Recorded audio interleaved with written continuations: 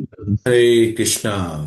ओम नमो भगवते वासुदेवाय। ओम नमो भगवते वासुदेवाय। ओम नमो भगवते वासुदेवाय। ओम अज्ञानतिमिरान्धस्य ज्ञानाञ्जनशलाकया चक्षुरुन्मिलितं येन तस्मै श्रीगुरुवे नमः। হরে কৃষ্ণা। তো আমরা আবার একটা নতুন ক্লাস, ভগবদ গীতা, ভগবানের মুখনিসৃত বাণী। মানে শুনলেই আমাদের গা কেমন গদগদ হয়ে ওঠে। হ্যাঁ, আমরা পড়ি না যে চৈতন্য মহাপ্রভুর যে শিক্ষাষ্টকম আছে সেখানে, যে ভগবানের নাম নিলে আমাদের গলা রুদ্ধ হয়ে যায়, গা গদগদ হয়ে যায়, চোখে জল চলে আসে।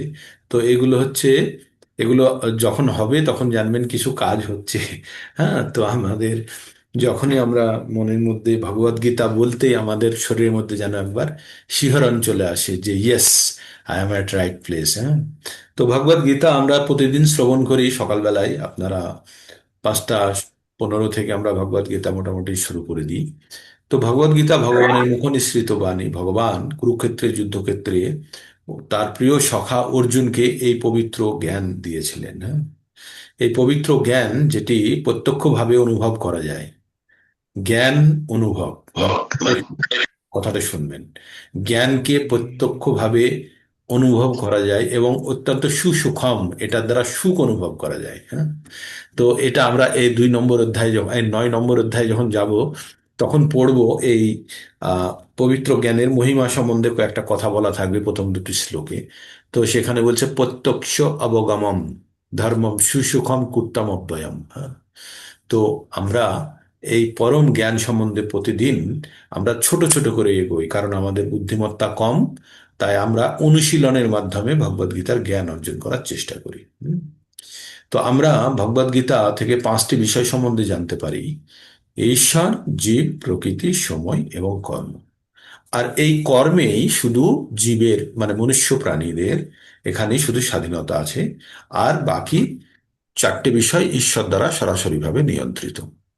তাহলে আমাদের প্রত্যেকটা মুহূর্তে আমাদের জানতে হবে ঈশ্বরকে। আমরা ঈশ্বরকে জেনেছি, ঈশ্বর পরমঃ কৃষ্ণ সচ্চিদানন্দ বিগ্রহ অনাদির আদি গোবিন্দ সর্বকারণ কারণম। ভগবান সবকিছুর, ভগবান নিজে বলছে অহম সর্বস্ব প্রভবো মত্ত সর্বং প্রবর্ততে ইতি মত্তা ভজন্তে মাম বুধা ভাব সমন্বিত। ভগবান সবকিছুর উৎস, ভগবানের দ্বারা সবকিছু নিয়ন্ত্রিত, ভগবানই সবকিছুর মূল। হ্যাঁ, তাই এই সম্বন্ধে যে জেনে গেছে তার বুদ্ধির উদয় হয়েছে, একদম পরিষ্কার। আর আগেরটায় কি বললো? অনাদির আদি গোবিন্দ। গোবিন্দ কথার অর্থ হচ্ছে গো মানে হচ্ছে ইন্দ্রিয়, আর বিন্দ মানে হচ্ছে আনন্দ প্রদান করা। গোবিন্দ মতলব আমাদের ইন্দ্রিয় সমূহকে যে আনন্দ প্রদান করে সে হচ্ছে গোবিন্দ। আর গোবিন্দ ভগবানকে আমরা গোবিন্দ বলি, কারণ আমাদের আনন্দ আসে কোথা দিয়ে? ইন্দ্রিয় সমূহ দিয়ে। আর ইন্দ্রিয়ের রাজা কে? ভগবান। তাহলে ভগবান যদি আমাদের, আপনার যতই মিষ্টি খাবার হয়, খাবার মনে করুন ভীষণ সুন্দর, অত্যন্ত সুস্বাদু, কিন্তু আপনার জিহ্বায় ঘা আছে, তাহলে কি সেই স্বাদ গ্রহণ করতে পারবেন? পারবেন না।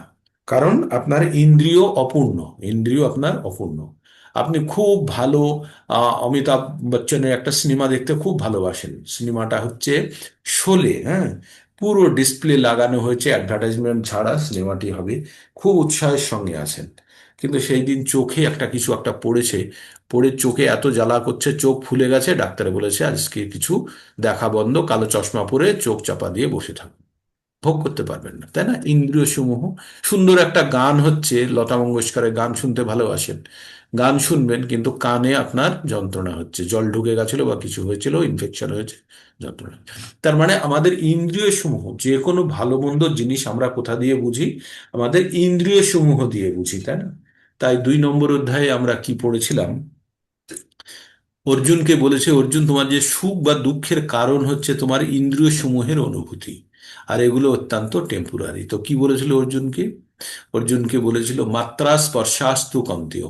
মাত্রা মানে হচ্ছে ডিগ্রি, আমরা বলি না কত ডিগ্রি টেম্পারেচার, তাপমাত্রা কত, সেই মাত্রা। মাত্রা মানে হচ্ছে একটা ইন্ডিকেটর, যেটা দ্বারা আমরা বুঝতে পারি যে কত উঁচু বা নিচু। হ্যাঁ, তাই মাত্রা।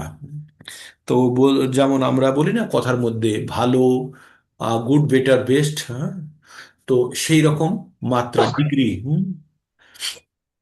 তো তেমনি মাত্রা স্পর্শাস্তু কন্তেয়, স্পর্শাস্তু মানে ছুঁয়ে, হ্যাঁ, ছুঁয়ে বোঝা বা ইন্দ্রিয় সমূহ দ্বারা বোঝা। মাত্রা স্পর্শাস্তু কন্তেয় শীত উষ্ণ সুখ দুঃখদা। শীত উষ্ণ, শীত উষ্ণ সুখ দুঃখ এগুলো আমরা অনুভব করি কি দ্বারা? ইন্দ্রিয় দ্বারা। যেমন, আর তাহলে সুখ দুঃখ আমরা কি দ্বারা অনুভব করি? আমরা বিভিন্ন ইন্দ্রিয় দ্বারা অনুভব করি, হ্যাঁ? তো তাই বলছে মাত্রা স্পর্শাস্তু কন্তে শীত উষ্ণ সুখ দুঃখ দা। অগম অপায়নী নিত্য, আসে এবং চলে যায়। অগম অপায়নী নিত্য, অনিত্যস, ওটা অনিত্য, ওটা স্থায়ী নয়। তাং তিতিক্ষস্য ভার, তাংসি তিতিক্ষস্য ভারত। হে অর্জুন, তুমি একটু ধৈর্য ধরো, ওগুলো আপনি ঠিক হয়ে যাবে, হ্যাঁ। তো এইভাবে তার মানে আমাদের যে ইন্দ্রিয় সমূহ যে খবরগুলো আমাদের দেয়, সেগুলো সব ক্ষণিকের, আসে আর চলে যায়। তাই একটু ধৈর্য ধরলেই আমরা সুখ এবং দুঃখকে সহ্য করতে পারবো। আর এই যে সহ্য করার ক্ষমতা বা আমাদের অনুভূতিগুলো কোথা থেকে আসে? আমাদের ইন্দ্রিয় সমূহ থেকে আসে। তাহলে ঈশ্বর যে আমাদেরকে আনন্দ প্রদান করে, আমাদের সৃষ্টি করে, আমাদের রক্ষণাবেক্ষণ করে, আমাদের বুদ্ধি দেয়, তা সত্ত্বেও আমরা ঈশ্বরকে মানতে চাই না। কারণ আমাদের বুদ্ধি নেই, হ্যাঁ, আমাদের বুদ্ধি নেই। একটা কুকুরকে গিয়ে যদি বলা যায় আমেরিকা আছে একটা দেশ যেখানে অনেক কিছু তৈরি হয়, ইসরো আছে, নাসা আছে, কুকুর কিছু বুঝবে? বুঝবে না, কারণ কুকুরের বুদ্ধি নেই। তো তেমনি আমরা যারা কম বুদ্ধি সম্পন্ন মনুষ্য, তারা ঈশ্বরকে বিশ্বাস করি না। তারা ভাবি আমরা আমি সুখী, আমি বলবান, আমি দান করব, আমি, মানে আসুরি স্বভাব সম্পন্ন মনুষ্যরা। তো আর জীব কারা? জীব হচ্ছে ঈশ্বরের স্ব অংশ। ভগবান কি বলছে? মামে বংশ, মানে আমার অংশ, জীবালোকে জীবভূতান সনাতন। তো যারা সনাতন জীব আমরা, আমরা সনাতন, সনাতন ইন দ্য সেন্স হিন্দু মুসলমান খ্রিস্টান জৈন সনাতন নয়। সনাতন মানে যার অস্তিত্ব কখনো বিলীন হয় না, তারা হচ্ছে সনাতন, যার অস্তিত্ব স্থায়ী। তাহলে আমরা কারা? আমরা আত্মা। আর আত্মার কখনো অস্তিত্ব বিলীন হয় না, আত্মা সব সময় স্বতন্ত্রভাবে থাকে। এবার আত্মা যখন স্বতন্ত্রভাবে শরীর ছাড়া থাকতে পারে না, আমরা আত্মাকে যদি শরীর ছাড়া ভাবি তখনই বিপদ। তাই আত্মার একটা শরীর প্রয়োজন, হ্যাঁ। তো কখন শরীরটা পায় আত্মা? আত্মা যেমন বললো না, বাসাংসি জিন্নানি যথা বিহায়ু। তো শরীর, আত্মা একটা সব সময় শরীর ধারণ করে, কিন্তু এই শরীরটা কখন ত্যাগ করে? যথা বিহায়ু, মানে যখন ত্যাগ করে কিসের মতো? যখন বস্ত্র ছিঁড়ে যায় তখন শরীর ত্যাগ করে কি? আত্মা। করে কি করে? খালি শরীরে থাকে না, আর একটা শরীর ধারণ করে। তো নবানি গৃহ্ণতি নরপরাণী, আর একটা নতুন শরীর ধারণ করে। এবার এই শরীরটা কেমন হবে তারপরে নির্ভর করছে আমি কতখানি সুখ বা দুঃখ ভোগ করব। আমরা যে সুখ বা দুঃখ ভোগ করি এই শরীরের কারণে। আর এই শরীরটা কিসের জন্য পাই?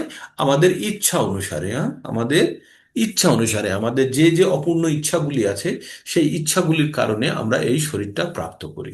তাহলে পূর্ববর্তী জীবনের আমাদের ইচ্ছা অনিচ্ছাগুলো আমাদের বর্তমান জীবনের শরীরের কারণ। তাই আপনাদের খুব সতর্ক হতে হবে, খুব সতর্ক হতে হবে। যারা এই জগতে হ্যাপি, যারা এই জগতে ভাবছেন যে আমি সুখে আছি, আপনি হোস্টেলের মধ্যেই থাকেন, স্কুলে, হোস্টেলে থাকায় আপনার হ্যাপিনেস নয়, আপনার কাছে ওটা একটা ফেসিলিটিস, তাই না? আপনি হোস্টেলে আছেন থেকে স্কুলে পড়ার জন্য আছেন।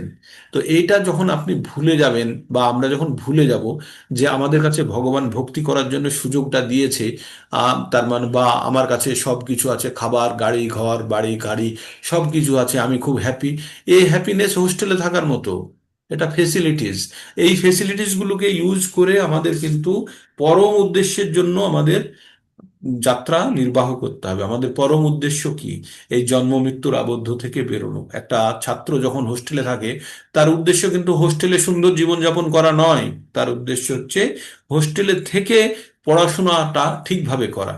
একটা বাচ্চা অনেক দূর থেকে কষ্ট করে 1.5 ঘন্টা সাইকেল চালিয়ে আসছে, আর একটা ছেলে হোস্টেলে থেকে যে পড়াশোনাটা করছে, তাদের দুজনের মধ্যে পার্থক্য হওয়া উচিত। হোস্টেলের ছেলেটি আরো ভালো পারফর্ম করা উচিত। তাই আমাদের কাছে, যাদের কাছে ভগবত ভক্তি আপনারা করছেন, আর তার সঙ্গে ভগবান কিছুটা হলেও ভৌতিক আপনাদের কাছে স্বাচ্ছন্দ্য দিয়েছে, তো সেটাকে আপনারা কখনো ভাববেন না, গর্ব করবেন না যে ভগবান আমাকে এত কিছু দিয়েছে। হ্যাঁ, কৃতজ্ঞতা ব্যক্ত করুন, এবং ব্যক্ত করুন এইভাবে যে ভগবান এই সুখে যেন আমি যেন মগ্ন হয়ে না থাকি। আমি যেন তোমার চরণে যেন নিজেকে স্থাপিত করতে পারি। আসলে আমরা এই যে ভক্তিযোগের কথা বলি, ভক্তিযোগের কথা বলি, ভক্তিযোগ কিন্তু অত্যন্ত কঠিন। জন্ম জন্মান্তর ধরে চেষ্টার ফলেও একজন ভক্তিযোগে কিন্তু উত্তীর্ণ হওয়া খুব কঠিন। অনেক জন্ম লাগে, অনেক অনেক তপস্যা, অনেক সাধনা। যারা আমাদের গুরু মহারাজ হয় বা যারা মহারাজরা আশ্রমে থাকেন, মিশনে থাকেন, তারা অনেক অনেক প্রচেষ্টার পরে তারা ওই লেভেলে গিয়ে পৌঁছেছে। মানে আমরা যে গৃহস্থ যারা আমরা ভগবানের নাম করছি, হয়তো হাজার জীবন আমরা ব্যতীত করব এইভাবে ভগবানের নাম করে, তারপরে হয়তো যদি আমরা মহারাজদের মতো আমরা মন্দিরে প্রবেশ করার সুযোগ পাবো। তারপরে তো আমরা কি করব সেটা আলাদা। তো আপনারা জানবেন যে আমাদের অনেক রাস্তা যেতে হবে, আমাদের অনেক রাস্তা যেতে হবে। একটা বাচ্চা ছেলে যেদিন প্রথম দিন এলকেজি নার্সারিতে ভর্তি হয়েছে, সেদিন যদি তাকে বলা হয় তুমি বড় হয়ে ডাক্তার হবে, ডাক্তার হতে গেলে এই পড়তে হয়, ওই পড়তে হয়, এই মোটা মোটা অঙ্কের বই, আমরা মাইতি ভট্টাচার্যের অঙ্কের বই পড়তাম না ইলেভেনে, সে খয়েরি কালারের কভার দেওয়া বইটা দেখলেই মাথা খারাপ হয়ে যেত, রে বাবারে। আর মাধ্যমিকের এই কেশব নাগের এই চটি বই, আর ওখানে গিয়ে এই মোটা অঙ্কের বই। তো তখন মনে হতো না গেলাম গেলাম গেলাম গেলাম। ফিজিক্স বইগুলো এই মোটা মোটা, রঞ্জিত দাসের কেমিস্ট্রি বই এই রকম মোটা।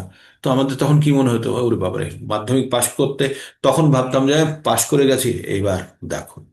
তো আমাদের প্রত্যেকটা স্তরে আমাদের কিন্তু এই বাধাগুলো আসবে। তাই আমাদেরকে মানসিকভাবে প্রস্তুত থাকা, একটা কথা ভেবে যে আমরা কিন্তু রাস্তাটা ঠিক আছে আমাদের, হ্যাঁ।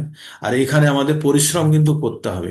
আমরা যদি ভাবলাম যে হোস্টেলে আছি আর গোলেমালে যাই যতদিন, কিন্তু তাহলে আমাদের হোস্টেলের লাইফ বেশি দিন স্থায়ী হবে না।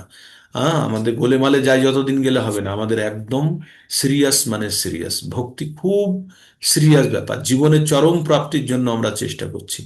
তাই এখানে কোনো ধরনের আমাদের কার্পণ্য যেন না আসে। কিসে কার্পণ্য? আমরা কার্পণ্য মানে হচ্ছে কৃপণতা। কোথায়?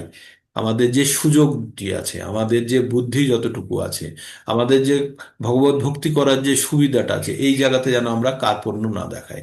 কার্পণ্য মানে যারা প্রয়োজনে খরচা করে না, তাদেরকে বলা হয় কৃপণ। না, যারা প্রয়োজনে খরচা করে না তাদেরকে বলা হয় কৃপণ। হরে কৃষ্ণ। हरे कृष्णा। शिला माता जी अनम्यूट कर लीजिए। हरे कृष्ण।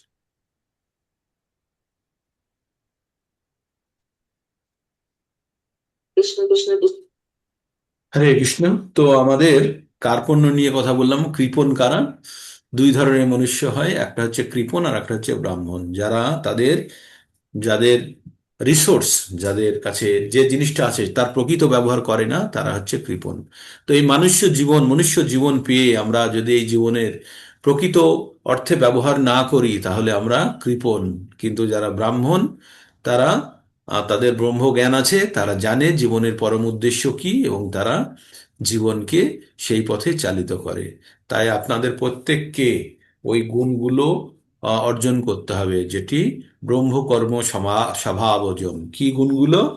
সমদম তপ শৌচম ক্ষান্তির আর্জবম জ্ঞান বিজ্ঞান আস্তিকম ব্রহ্মকর্ম স্বভাব।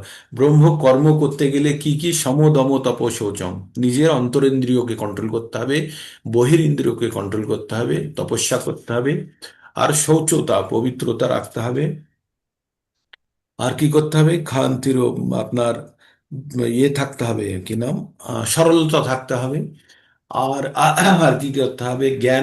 জ্ঞান অর্জন করতে হবে, বিজ্ঞান ব্যবহারিক প্রয়োগ থাকবে, আর ভগবানের বিশ্বাস থাকবে। এগুলো কখন সম্ভব?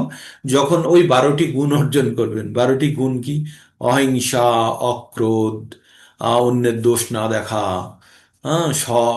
শৌচতা, সত্য কথা বলা, আহ এগুলো আরো আছে, পঠন পাঠন যাজন, এগুলো সব ব্রাহ্মণের কর্ম আর গুণের মিশ্রণ বললাম এখন।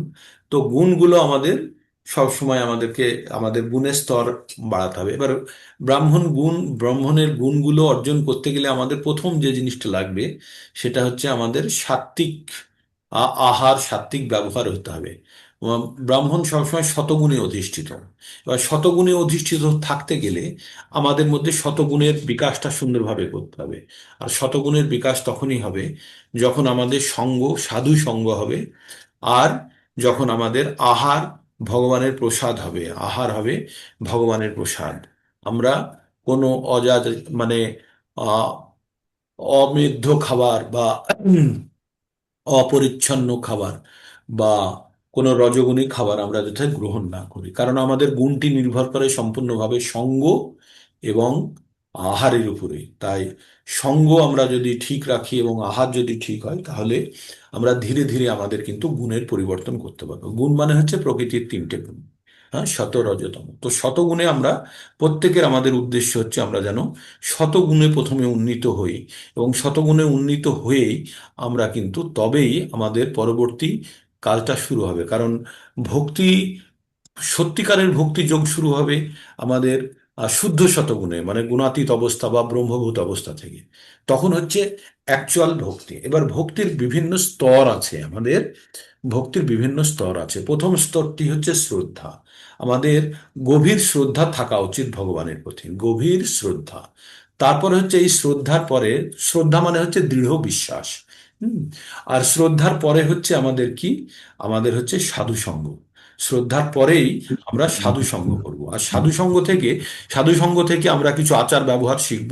আমাদের মনের মধ্যে যখন একটা লোহাকে চুম্বকের পাশে নিয়ে যাওয়া হয়, তখন ওই লোহার মধ্যেও একটা টেম্পোরারি চুম্বকত্ব চলে আসে। তাই আমরা যখন সাধু সঙ্গ করব, তখন অন্তত, তখন টিভি সিরিয়ালের কথা, পরনিন্দা পরচর্চা অমুক তমুক কিছুই বলবো না।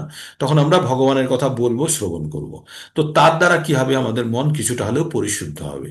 আর তারপরে, তারপরে কি হবে, আমাদের ভজন ক্রিয়ায়, মানে ভগবানের সেবা, ভগবানের নাম, ভগবানের কথা শোনা, ভগবানকে স্মরণ করা, এই যে ভজন ক্রিয়াতে আমাদের ইচ্ছা জাগ্রত হবে বা ভজন ক্রিয়ায় আমরা মগ্ন হব।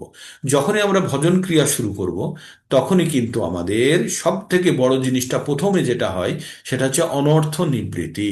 অনর্থ নিবৃত্তি মানে যেগুলো অনর্থ, যেগুলোর প্রতি আমাদের কম প্রয়োজন, সেগুলোর প্রতি আমাদের বিরক্তি। মানে আমাদের জীবন ধারণের জন্য একটা সীমায় সবকিছুর প্রয়োজন, কিন্তু তারপরে সেগুলোর আর প্রয়োজন অত নেই। তো তখন থেকে আমরা সেই জায়গা থেকে নিবৃত হতে চাইবো। অনর্থ, আপনার বাড়ির সামনে একটা ট্রাক এসে দাঁড়ালো, দাঁড়িয়ে বলল, আপনাদের নাম বললো, বলল মিস্টার ড্যাশ ড্যাশ ড্যাশ বাড়িতে আছেন? বললো হ্যাঁ, আপনার জন্য একটা পার্সেল এসেছে। এই ট্রাকে আপনার 13 বস্তা বা 13টা বান্ডে মানে প্যাকেট আছে বড় বড়, তাতে টাকার নোট ভর্তি। আপনি খুশিতে নেচে পাগল হয়ে যাবে না, যে টাকা, এত টাকা আপনার বাড়িতে কে দিয়ে পাঠালো, তাই না? বললো গভর্নমেন্ট অফ ইন্ডিয়া বা অমুক বললো, বলে পাঠালো। আপনি খুশিতে পাগল। তখন আপনি একদম কিউরিসিটির সঙ্গে কাটবেন না প্যাকেটের মধ্যে কত টাকার নোট আছে। দেখছেন 2000 টাকার নোট আছে। তখন কি বলবেন?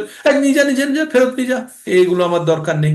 কারণ ওগুলো সব কি, অনর্থ। অনর্থ বোঝা। তাই আমাদের এই ভৌতিক জগতে আপনাদের, আমাদের যত কিছু উপলব্ধি আছে, প্রয়োজনের অতিরিক্ত সব অনর্থ। আমাদের প্রয়োজনের অতিরিক্ত সব অনর্থ। এইটা কখন আমরা বুঝবো? যখন আমাদের ভজন ক্রিয়া ঠিকভাবে হবে, হ্যাঁ। আর ভজন ক্রিয়া ঠিকভাবে হলেই আমাদের পাপসমূহ দূর হতে থাকবে। আর তখনই পাপসমূহ যখনই দূর হতে থাকবে, তখনই কিন্তু আমাদের, আমাদের অনর্থ নিবৃত্তি, মানে অনর্থের প্রতি যে আমাদের দৌড়, যে সেটা থেকে নিবৃত্তি পাবো। তারপরে আমাদের কি হবে, আমাদের নিষ্ঠা হবে, নিষ্ঠা বাড়বে, নিষ্ঠা। তারপরে হবে রুচি। তখন আমাদের হয় না যে জ্বর হলে তারপরে আমাদের জিভে স্বাদ থাকে না, তখন কলা আর কিছু পাতার ঝোল টোল দিয়ে মায়েরা বানান আপনারা, হুম, তাতে কি হয়, কিছুটা হলে মুখে স্বাদ আসে। তো তেমনি ভগবান ভক্তিতে স্বাদ আসবে। আমরা এখন যেগুলো করছি হয়তো জবরদস্ত করছি অনেকেই, আমরা জবরদস্তি করছি যে করতেই হবে, আমাদের ভগবদ গীতা পড়তেই হবে, শুনতেই হবে, আমাদের ভক্তি করতে হবে, জবরদস্ত। কিন্তু এটা যখন নিজেদের ভিতর থেকে, যখন আপনাদের অনেকেরই আছে নিজেদের ভিতর থেকে আসতে শুরু করেছে, তার মানে আপনাদের রুচি পাল্টে গেছে, রুচি, আপনাদের আকর্ষণ এসে গেছে। আর রুচির পরেই হবে আসক্তি। আসক্তি স্টেজে যাওয়া মানে আর জড়জগতের কোনো জিনিসের প্রতি আপনার, যখন আপনার বোতলের মধ্যে জল ঢুকে গেছে, তখন বোতলের মধ্যে আর হাওয়া নেই, তাই না? পুরো জল যখন বোতলে ভর্তি হয়ে গেছে, তখন কিন্তু বোতলে আর হাওয়া নেই। তার মানে মনের মধ্যে যখন আমাদের সম্পূর্ণরূপে ভগবানের ভক্তি বা ভগবানের ভগবানকে পাওয়ার তীব্র ইচ্ছা যখন প্রবেশ করে গেছে, এবং তার যখন অনুশীলন সম্পূর্ণভাবে শুরু করে দেবো, তখন কিন্তু জড়জাগতিক চাওয়া পাওয়ার ইচ্ছাগুলো আমাদের কম হতে শুরু হয়ে গেছে, মানে নেই, বেরিয়ে চলে গেছে। এই রকম অবস্থায় একটা সাধকের একটা বিশেষ অবস্থা। আর এই এই অবস্থার পরেই সাধক চরম অবস্থায় পৌঁছে যায়, সেটা হচ্ছে ভাব। তখন বলে না সবসময়, আমরা অনেককে বলি না, ও সবসময় ভাবের মধ্যে থাকে। ভাবের মধ্যে থাকে মানে ও একটা নির্দিষ্ট কোনো ভাবনার মধ্যে সব সময় থাকে, ভাব থেকে ভাবনা এসছে, তো ওই ভাবনার মধ্যে থাকে, যেখান সেখান থেকে আর ও বেরোতেও চায় না, আর বেরোয়ও না। তো এই রকম অবস্থা হচ্ছে চরম অবস্থা, হচ্ছে ভাব। তার আগে আসক্তি পর্যন্ত আমরা যদি সাধকরা পৌঁছতে পারি, তাহলেও আমাদের জীবন সার্থক হয়ে যাবে। আর প্রেম যেটা, সেটা ভগবানের সঙ্গে আমাদের প্রেম লেভেলে আমাদের পৌঁছানোর ক্ষমতা নেই। ওটা হচ্ছে রাধারানী বা ভগবানের অন্তরঙ্গা শক্তি, যে তার সঙ্গে ভগবানের যে আদান প্রদানের প্রক্রিয়া, সেটা হচ্ছে প্রেমের স্তরে। ঠিক আছে? তো এইভাবে আমাদের, আমরা প্রতিদিন যেটা শুনি, আমরা ভক্তির মার্গে কিভাবে এগোবো। আমাদের কিন্তু পরম উদ্দেশ্য কিন্তু সুস্থভাবে জীবনযাপন করার নয়। এটা যদি কেউ ভেবে আসেন যে ভগবত ভক্তি করলে মনে শান্তি থাকবে, তাহলে সুন্দরভাবে আমার জীবনটা কেটে যাবে, এটা কিন্তু ভক্তি জন্য নয়। একটা ভালো স্কুলে ভর্তি হয়ে আপনি যদি ভাবেন স্কুলে হোস্টেলে আমি আছি, হোস্টেল থেকে ক্লাসে যাব আর ক্লাস থেকে হোস্টেলে আসবো, তাহলে আমার 2 বছর কেটে কেটে যাবে, না, তাহলে ভুল জায়গায় ভর্তি হয়েছেন আপনি। দুটো জায়গাতে আপনার 2 বছর কাটানোর জন্য নয়। ওই 2 বছরকে একদম পায়ের ঘাম, মাথার ঘাম পায়ে ফেলে পরিশ্রম করে আমাদেরকে কিন্তু পরীক্ষার রেজাল্ট করতে হবে। তেমনি আপনারা যদি এখানে ভাবেন যে 2 ঘন্টা 1 ঘন্টা প্রভুজির সঙ্গে কথা বললাম, শুনলাম, বেশ আনন্দ আনন্দ, ভালো ভালো লাগলো, লাগলো, সেই ভালো লাগাটাকে আমাদের কিন্তু ভগবত ভক্তির কাজে লাগাতে হবে। যদি না লাগাতে পারি, তাহলে আমাদের উদ্দেশ্য সাধিত হচ্ছে না। আমাদের কিন্তু চরম উদ্দেশ্য কিন্তু ভগবত প্রেম। ভগবত প্রেম বা কৃষ্ণ প্রেম, এর নিচে কোনো কম্প্রোমাইজ নেই আমাদের। আমরা এর নিচে কোনো অবস্থাতে আমরা কম্প্রোমাইজ করব না। তো এই যখন আমাদের মনের মধ্যে প্রবল ইচ্ছা তীব্রভাবে যখন প্রকাশ পাবে, তখন কিন্তু আমরা ভগবত ভক্তির পথে এগোতে পারবো। হুম। তো এই এই যে ভগবানের প্রতি তীব্র আসক্তি, ভগবানের সম্বন্ধে জানা, ভগবানের ভজনা করা, ভগবানের সঙ্গে যুক্ত হওয়ার তীব্র, ভগবানের জন্য উৎকণ্ঠা সবসময় বানিয়ে রাখা, এটাই ভগবত প্রেম। হ্যাঁ? তো এটা ধীরে ধীরে আমাদের মধ্যে হবে, কিন্তু আমাদের ডিটারমিনেশন খুব স্ট্রং দরকার। আমাদের মনের মধ্যে শক্ত, আমাদের মনকে ভীষণ শক্ত করতে হবে এই ভেবে যে আমরা ভক্তি করবই, আর ভক্তি থেকে কখনো বিচ্যুত হব না। কখনো কখনো জড়জাগতিক জীবনের মধ্যে থাকতে থাকতে কখনো আমরা বিচ্যুত হয়ে পড়ি বিভিন্ন কারণে। তো সেই কারণগুলোকে ভাবতে হবে, অগম অপায়নী অনিত্য শতাং তিতিক্ষস্য ভারত। এটা আসবে যাবে, সুখ দুঃখ শীত গ্রীষ্মের মতো আসে আর চলে যায়। এটাও চলে যাবে, এটাও স্থায়ী হবে না।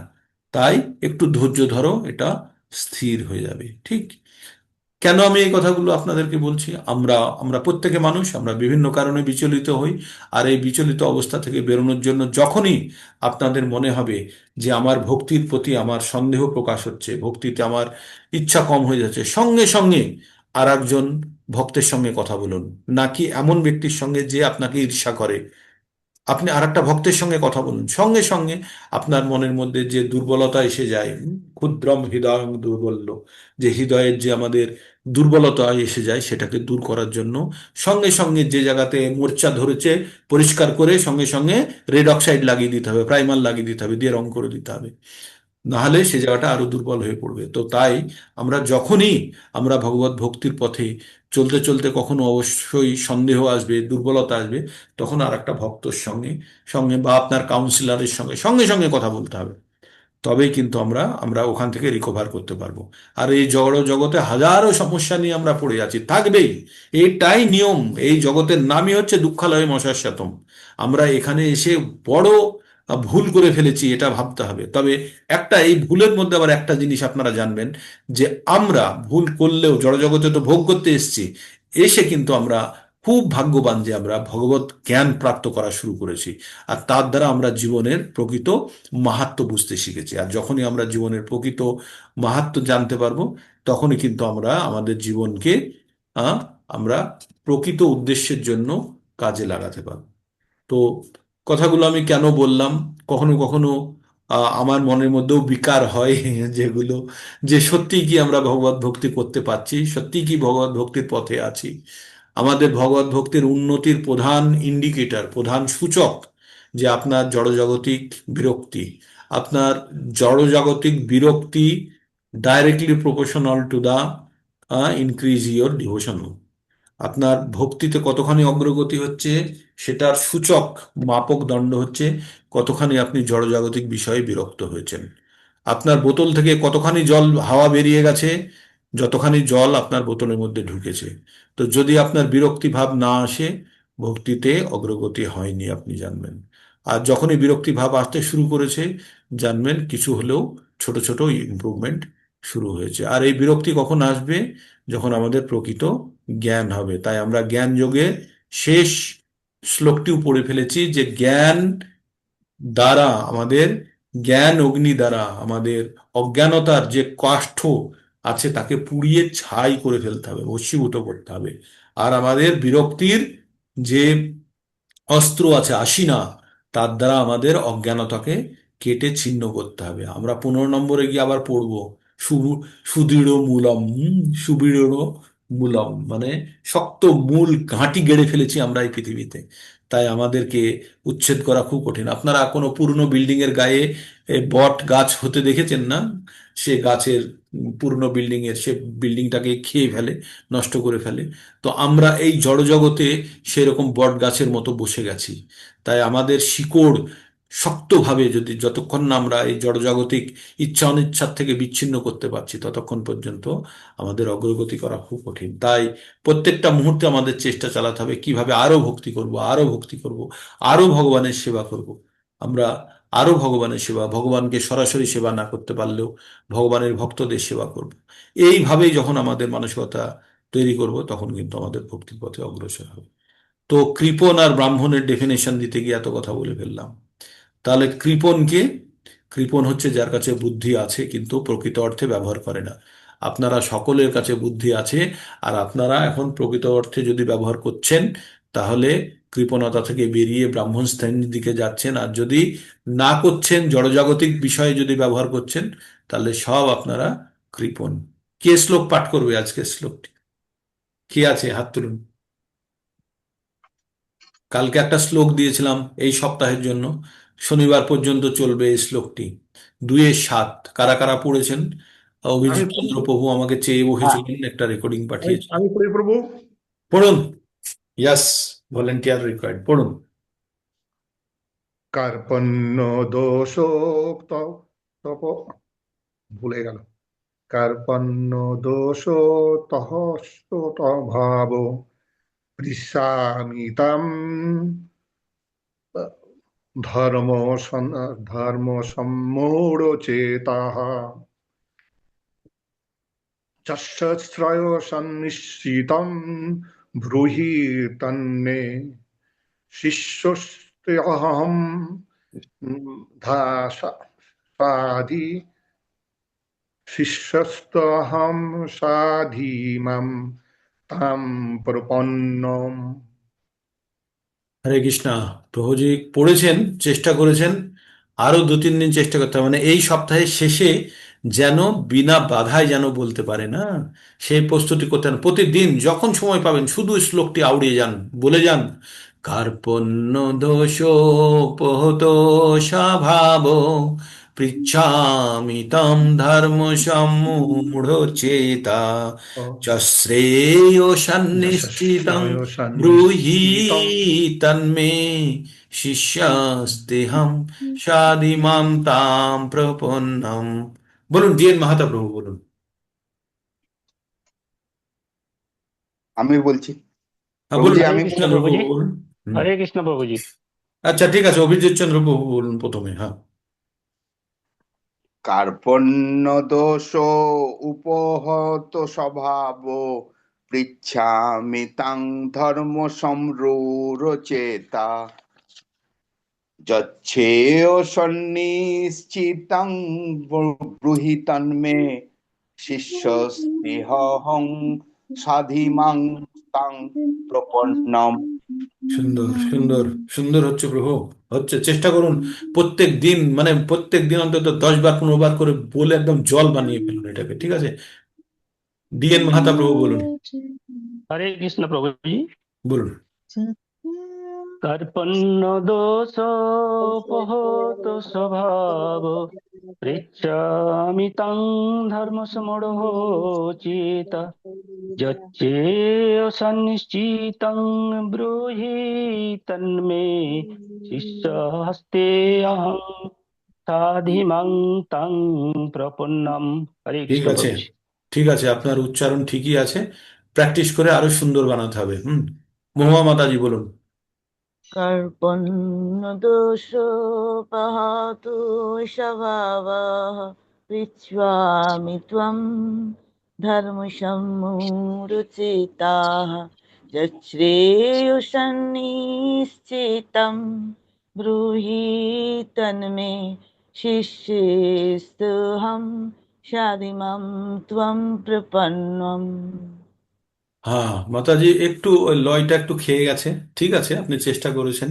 আরো আমি সকলকে বলছি যে আমরা 4 লাইনের যে শ্লোকগুলো হবে না, 4 লাইনের শ্লোকগুলোর একটু লয় আলাদা। হ্যাঁ, 2 লাইনে যেমন ঈশ্বর সর্বভূতানাম হৃদ্দেশে অর্জুন তিষ্ঠতি ব্রাহ্ময়ন সর্বভূতানি যন্ত্রবাড়ানি মায়া, এটা একটা লয় 2 লাইনের জন্য।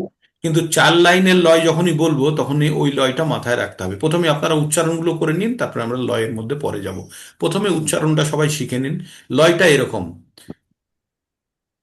কার্পণ্য দোষোপহত স্বভাব পৃচ্ছামি তম ধর্ম সম্মূঢ়চেতা যশ্রেয়, মতলব 3rd লাইনের প্রথম শব্দের পুরো প্রচন্ড জোর দিতে হবে। যশ্রেয় সন্নিশ্রিতং ব্রূহি তন্মে, আবার 3rd ওয়ার্ডের উপরে আবার ওয়েভ দিতে হবে, মানে যদি লয়টা আনতে যেতে হয়, তাই না? যশ্রেয় সন্নিশ্রিতং ব্রূহি তন্মে শিষ্যাস্তেহং সাধিমাম তাম প্রপন্নম। আর লাস্ট লাইন যেটা হবে একদম কুল, মানে আপনি যত কিছু বললেন বলার পরে সম্পূর্ণ সারেন্ডার, মানে এই 4টে লাইনের মধ্যে আপনি স্টেটমেন্ট দিলেন, অ্যাকশন করলেন, এবং পরে আপনি সারেন্ডার করলেন। কি করলেন? প্রথমে যে কার্পণ্য দোষ আপনি বলছেন, কৃপণের দোষ আমার মধ্যে এসে গেছে, আমি কি করতে চাই আমি বুঝতে পারছি না। কার্পণ্য দোষ পোহত স্বভাব পৃচ্ছামি তাম ধর্ম সম্মূঢ় চেতা, আপনাকে আমি জিজ্ঞেস করছি যে আমার কি করা উচিত। যশ্রেয় সন্নিশ্চিতং, যেটা সব থেকে শ্রেয় সেটি আপনি আমাকে বলুন। এবার আমি তারপরে কি করছি? শিষ্যাস্তেহাম, আমি আপনার শিষ্য হলাম। আপনি যা বলবেন আমি তাই শুনবো, আপনার কাছে আমি সমর্পণ করছি। শিষ্যাস্তেহাম সাধিমাম তাম প্রপন্নম। তো এটা হচ্ছে আমাদের ভাব, মানে যে কোনো সংস্কৃত শ্লোক আর তার একটা ভাবও আছে যেটা আমরা ব্যক্ত করি। শুধু পড়াই নয়, সংস্কৃত শ্লোকটার মধ্যে একটা বিশেষ ভাব আছে। আপনারা শিক্ষাষ্টকম যখন পড়েন তখন আপনারা ভাব থাকেন আপনাদের মধ্যে, যে তৃণাদপি শুনিচেন তরুরবিষয়িষ্ণুনা আমানেন মানদেন কীর্তনিয়া সদা হরি। মতলব, মানে হরি সদা কীর্তন করার জন্য আমাদের কি দরকার? তো ওই যে তৃণাদপি শুনিচেন, এ নাকি তৃণাদপি, আপনি জোরে এইরকম ভাবে আমি কখনো ঘাসের থেকে সুনিচেন হতে পারবো না।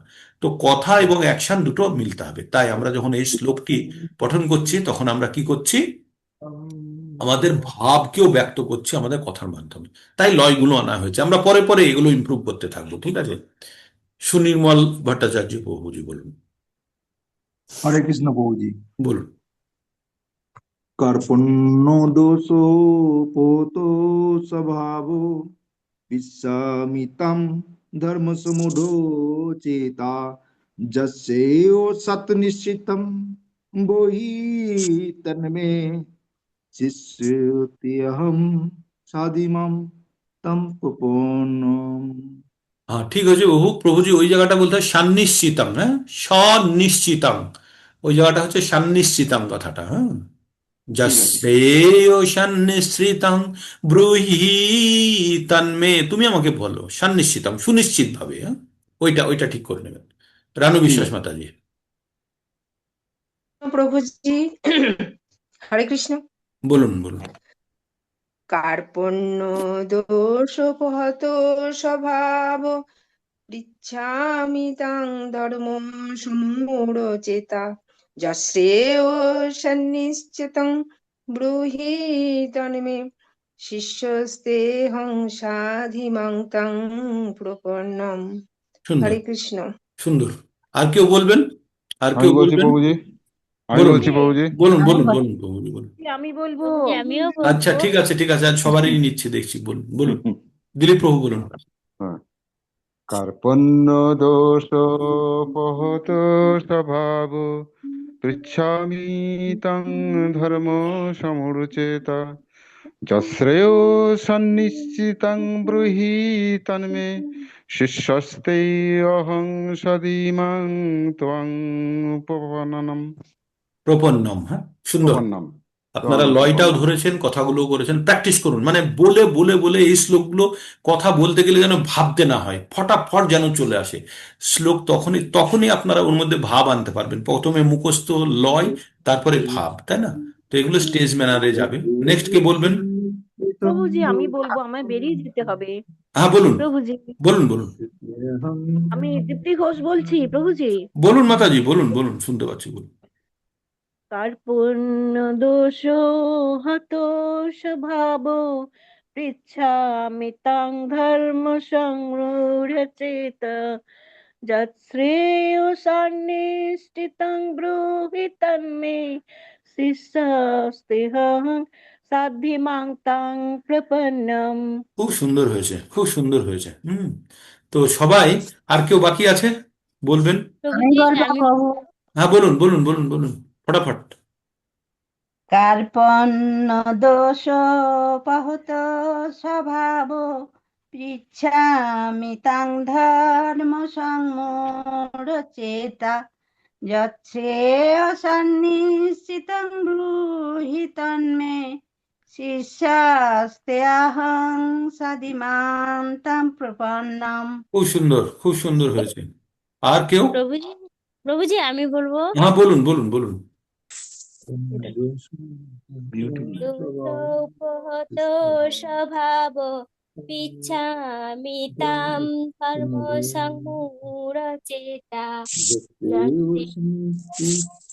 চেতাম ব্রূহি তন্মে শিষ্যস্তে অহং সাধিমাম তাম প্রপন্নম। শেষের লাইনটা একটু বেশি স্লো হয়ে গেল, নেটওয়ার্কের জন্য মনে হলো। তো সেই হ্যাঁ জায়গাটা প্রভুজি। কিন্তু আপনারা প্র্যাকটিস করুন। আমি বলছি, যখন শনিবার আসবে না, সামনে শনিবার, তখন আপনারা দেখবেন আপনাদের মধ্যে কি পরিবর্তন এসছে। প্রত্যেকে অন্তত 10 বার 20 বার করে প্রত্যেক, মানে আপনারা মুহূর্তে এটাকে উচ্চারণ করুন, একদম ভেবে নিন এই শ্লোকটাকে আমাকে মুখস্থ করতেই হবে। শ্লোক হ্যাঁ ওইভাবে একদম মুখস্থ করে মুখস্থ হয়ে যাবে, দিয়েছিলাম। তখন আপনার সুর এবং পরে ভাব। বলুন, চিন্ময়ী মাতাজি বলুন। হরে কৃষ্ণ। বলুন মাতাজি। কার্পণ্য দোষ পহত স্বভাব পৃচ্ছামি তাং ধর্ম সম্মূঢ়চেতা যচ্ছ্রেয়ং সন্নিশ্চিতাং ব্রূহি তন্মে শিষ্যস্তেহং সাধিমাং তাং প্রপন্নম। খুব সুন্দর। এই যে আমরা তাং মাং বলছি না, ওই যেগুলো ত্বাম, ম উচ্চারণ হবে, হ্যাঁ, অনুস্বরটা এখানে, এখানে অনুস্বরটা অং না হয়ে ম উচ্চারণ হবে, ত্বাম, হ্যাঁ, ত্বাম ত্বং। সাদি মাম ত্বাম প্রপন্নম, হ্যাঁ, ঠিক আছে। আরেকটু প্র্যাকটিস করুন। আমি বলছি এই সপ্তাহের শেষে প্রত্যেকে প্রত্যেকে সুন্দরভাবে আপনারা এই শ্লোকটি ডেলিভার করতে পারবেন, আমি জানি। খুব সুন্দর, খুব সুন্দর এক্সারসাইজ করেছেন আপনারা। আর কেউ আছেন? হ্যাঁ বলবো প্রভু। হ্যাঁ, বলুন, বলুন। কার্পণ্য দোষ পথ স্বভাব ইচ্ছামি তাম ধর্ম সমুচেতা যস্য সন্নিশ্চিতম বৈ তন্মে শিষ্যস্তম সাধিমাম তম প্রপন্নম। ঠিক, ঠিক আছে, উচ্চারণ ঠিক হয়েছে। আর একটু পরিষ্কার করতে হবে, মানে নারকেলের মালাটা ছাড়িয়েছেন, একটু ঘষা মাজা করলে আরো চকচকে হবে, ঠিক আছে। আর তারপরে আপনার লয় আসবে, ভাব আসবে। এই যে শ্লোক, যে কোনো শ্লোক, শ্লোকের ভিতরের যে জিনিসটা, সেই জিনিসটা পর্যন্ত অনুভব করতে হবে। শুধু শ্লোকটি বলা নয়, তার অর্থ বোঝা নয়, এবার সেটাকে অনুভব করা। সেই লেভেলে যেতে গেলে শ্লোকটি একদম সুন্দরভাবে অন্তঃস্থ হতে হবে না। প্রত্যেকটা শব্দ, প্রত্যেকটা জিনিস যখনই আপনি বলবেন, আপনার শরীরের মধ্যে যেন কম্পন হয়। এটাই হচ্ছে সংস্কৃত শ্লোকের মাহাত্ম্য। হ্যাঁ, তো সেই জিনিসটা আমাদের অনুভব স্তরে আনতে হবে। শ্লোক যখন অনুভব স্তরে আসবে, তখনই কিন্তু শ্লোকের যথার্থ মাহাত্ম্য প্রকাশ পাবে। না হলে শ্লোক সাধারণ কোকাকোলা কোকাকোলা কোকাকোলা, কিন্তু যদি হরে কৃষ্ণ মহামন্ত্র কোকাকোলা নয়, যখন এই মন্ত্র উচ্চারণ করার সঙ্গে সঙ্গে আপনার ভিতরে যদি অনুভূতি না হয়, যদি ভগবানের যদি চিন্তন যদি আপনার না বেড়ে ওঠে, তাহলে কিন্তু সাধারণ সাধারণ শব্দ হিসাবেই বলা হলো। কিন্তু যখনই দেখবেন যে এই কথা বলার নিরন্তর বলার সঙ্গে সঙ্গে আপনার মধ্যে পরিবর্তন আসছে, সেটা হচ্ছে শ্লোকের মাহাত্ম্য। তো যে কোনো শ্লোকই তাই, সংস্কৃত শ্লোকগুলো আমরা আজকাল আমাদের ফোনের জন্য পাসওয়ার্ড লাগাই না, বিভিন্ন জিগজ্যাগ লাগাই, নম্বর দিয়ে লাগাই, কখনো ফেস রিডিং দিয়ে লাগাই, এবং ভয়েস পাসওয়ার্ডও আছে। আপনি জানেন ভয়েস পাসওয়ার্ডও লাগানো যায় গুগল দিয়ে। তো এই মন্ত্র হচ্ছে ভয়েস পাসওয়ার্ড, মানে সব কিছু পাসওয়ার্ডের ঊর্ধ্বে ভয়েস পাসওয়ার্ড। তো নির্দিষ্ট লয়ে, নির্দিষ্ট ভাবে যখন আমরা এই কথাগুলো উচ্চারণ করব, তার ফল অবশ্যম্ভাবী, অবশ্যম্ভাবী হবেই। মানে এর থেকে বড় সত্য আর কিছু নেই। ঠিক। তো খুব সুন্দর যে আপনারা সবাই চেষ্টা করেছেন। আমি এই সপ্তাহের শেষে না এই শ্লোকটা এত সুন্দরভাবে, মানে প্রত্যেকে যেন আমার থেকে ভালো করে উচ্চারণ, আমি এমনি পারি না, তবুও আমার থেকে বা মনমোহন প্রভুর থেকেও যেন সুন্দর উচ্চারণ করতে পারেন। হ্যাঁ, বা যারা ওই গর্গ অমিতা, ডক্টর অমিতা গর্গ মাতাজির কাছে যারা শেখেন, তাদের থেকেও বা তাদের মতো যেন উচ্চারণ করতে পারেন। তখনই হবে আমাদের লার্নিংটা। এটাই আমি মানে প্রত্যেক মুহূর্তে আপনাদেরকে বলি। খুব সুন্দরভাবে আপনারা প্রসিড করছেন। তো আমরা দেরি খেয়ে গেছি আজকে। তো আমরা 4 নম্বর অধ্যায়ের যে শ্লোকটি সামনে সপ্তাহের জন্য থাকবে, সেটি হচ্ছে কত নম্বর শ্লোক? 39 নম্বর। লব্ধা শ্লোকটি ছিল, এক মিনিট, আমি কালকে দেখেছি, আপনাদের বলা হয়নি, যে সামনে সপ্তাহের যে জন্য পড়া হবে। হুম, এটি হচ্ছে শ্রদ্ধাবান লভতে। জ্ঞানম তৎপরো জিতব্য জ্ঞানম লব্ধ পরমম। না, এটা না, না, শ্রদ্ধা, এক মিনিট, এক্স্যাক্টলি। 39 প্রভু। হ্যাঁ, শ্রদ্ধাবান লভতে জ্ঞানম তৎপর সংযতেন্দ্রিয় জ্ঞানম লব্ধা পরম শান্তিম অচিরেণ অধিগচ্ছতি। ঠিক আছে। তো এই শ্লোকটি কিন্তু সামনে শনিবারের, রবিবারের জন্য থাকলো। ঠিক। এই শ্লোকটিও মুখস্থ করবেন আপনারা। হ্যাঁ?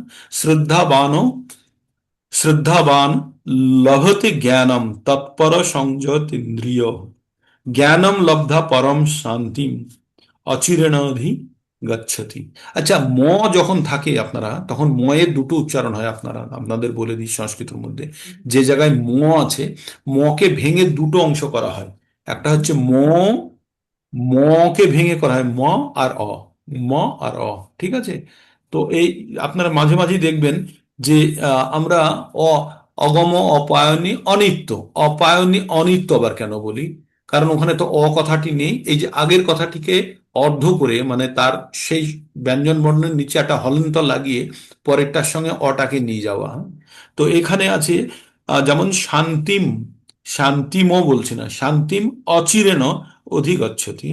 অচিরেণ, অচিরেণ, আর তারপরে অধিগচ্ছতি। এবার এই অচিরেণ নটা আছে মূর্ধন্য, আবার এই মূর্ধন্যের উচ্চারণ আবার সংস্কৃত উচ্চারণ করতে গেলে অচিরেণ, র, র, একটু র ভাবা আসবে। হ্যাঁ, অচিরেণ অধিগচ্ছতি। তো আমরা অত জোর দিচ্ছি না, আমরা মোটামুটি শ্লোকটি যেন আপনারা মুখস্থ করেন, এর অর্থ বোঝেন, এবং খুব তাৎপর্য খুব ছোট দেওয়া আছে, কিন্তু এর ব্যাখ্যাটা আপনাদের নিজেদের থেকে চাই। এবার আমরা আপনাদের কি উপলব্ধি, কারণ আমাদের প্রেজেন্টেশনের মধ্যে উপলব্ধি স্তরটি খুব বিশেষভাবে থাকা উচিত। ঠিক আছে। তো এই শ্লোকটি আপনারা পড়বেন। মনে থাকলো 39 নম্বর শ্লোকটি আপনারা সুন্দরভাবে পড়বেন। আর আমি এবার চাই যারা গত এতদিন যে প্রেজেন্ট করেনি, তারা যেন বলে। হ্যাঁ, যারা প্রভু এটা একদম আপনি দিয়ে প্রেজেন্ট দেবেন, করেনি, তারা যেন প্রভু একটু অবশ্যই ডিটেলস বলে। দিয়ে দেবেন, অবশ্যই। হুম। অন্যবারের মতো একটু ডিটেলস দিয়ে দেবেন, পয়েন্ট দিয়ে দেবেন। হ্যাঁ, পয়েন্ট দিয়ে দেবো, আমি পয়েন্ট দিয়ে দেবো। তবে মোটামুটি আপনারা পড়ুন, এটা আগে রাফলি পড়ুন 39 নম্বর শ্লোকটি, তারপরে আপনাদের পয়েন্টও দিয়ে দেবো, 8টা 10টা পয়েন্ট, যাতে আপনাদের সময়টা ওখানে চলে যায়। 5 নম্বর অধ্যায় কর্মসন্ন্যাস যোগ। এতক্ষণ পর্যন্ত আমরা কি পড়লাম? আমরা কি পড়লাম? কর্ম। এবার আমাদের হচ্ছে কর্ম সন্ন্যাস যোগ। সন্ন্যাস মানে কি? সং নাশ, নাশ মানে ত্যাগ করা, নষ্ট করে দেওয়া। আর সং রাইট। মানে সংসর্গ। তাহলে সংসর্গ নষ্ট করে দেওয়া, কার সঙ্গে সংসর্গ নষ্ট করা? কর্ম সন্ন্যাস, কর্মের সঙ্গে সংসর্গ নষ্ট করা। কর্মের সঙ্গে কি নষ্ট করব আমরা? কর্মের ফলে আমাদের কি উৎপন্ন হয়? সকাম কর্ম, বিকর্ম, আর অকর্ম, 3 ধরনের আমাদের কর্ম হয়।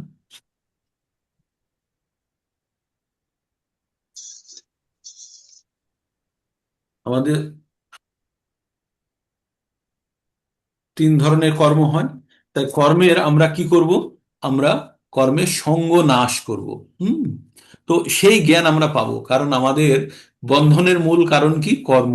আর কর্মের থেকে আমাদের কিন্তু এতক্ষণ আমরা কর্মযোগের মধ্যে আছি, কর্মযোগ সম্বন্ধে জ্ঞান অর্জন করেছি, এবার কর্মই কিন্তু আমাদেরকে বেঁধে ফেলছে। তাই এই কর্ম থেকে আমাদেরকে সন্ন্যাস নিতে হবে। কর্ম থেকে না কর্মের ফল থেকে, সেই ডাউট এবার অর্জুনের মাথার মধ্যে আছে। হ্যাঁ, তাই এই অধ্যায়ের নাম হচ্ছে কর্ম সন্ন্যাস যোগ। হুম। আমরা যাদেরকে সন্ন্যাসী দেখি তাদেরকে সন্ন্যাসী কেন বলি?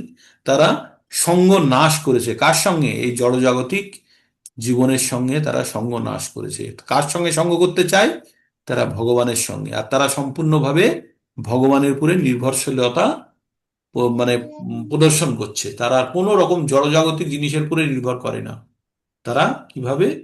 তারা তারা কি করছে? তারা ভগবানের উপরে সম্পূর্ণভাবে নির্ভরশীল। তাই প্রথম শ্লোকটা তো আজকে পড়বই। সন্ন্যাসং কর্মণাং কৃষ্ণ পুনর্যোগং চ সংশোষি যশ্রেয়। আবার সেই কথাটি চলে এসছে, কিছুক্ষণ আগে আমরা পড়লাম না যে যশ্রেয় যশ্রেয়। সন্নিশ্চিতাং ব্রূহি তন্মে। সেই যশ্রেয়, যেটা শ্রেয়, আমরা দুটো কথা জানি, শ্রেয় আর প্রেয়। হ্যাঁ, তো এখানে যশ্রেয় প্রিয়।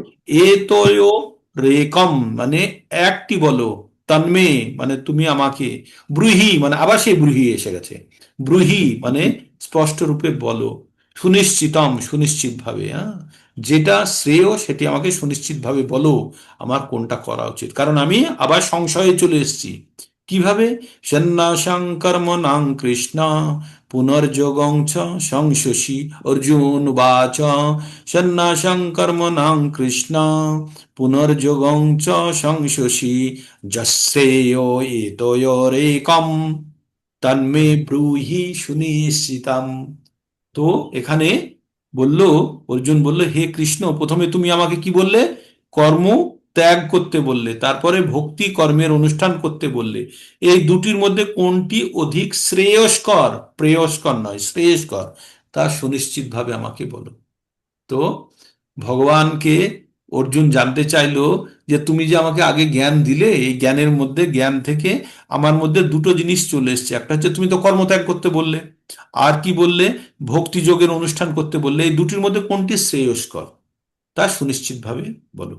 তো কালকে আমরা সুনিশ্চিতভাবে জানবো। তো আমি সরি যে আজকে আমি আপনাদেরকে আগে নিয়ে যেতে পারলাম না। কারণ হচ্ছে এত অন্যান্য আলোচনার মধ্যে চলে গেছিলাম। অন্যান্য আলোচনা যদিও ভক্তির আলোচনায়, কারণ আমাদের উদ্দেশ্যই হচ্ছে একটি, কি? আমাদের ভক্তি যোগের অনুশীলন করা ভগবদ গীতা জ্ঞানের মাধ্যমে। তো প্রত্যেকটা কথা যেগুলো আপনাদেরকে আমি বলি, বেশিরভাগ কথাই 99% কথাই ভগবদ গীতা থেকে, বা আরেকটু কখনো কখনো ভাগবতম বা চৈতন্য চরিতামৃত থেকে আপনাদেরকে ভক্তির কথা বলি।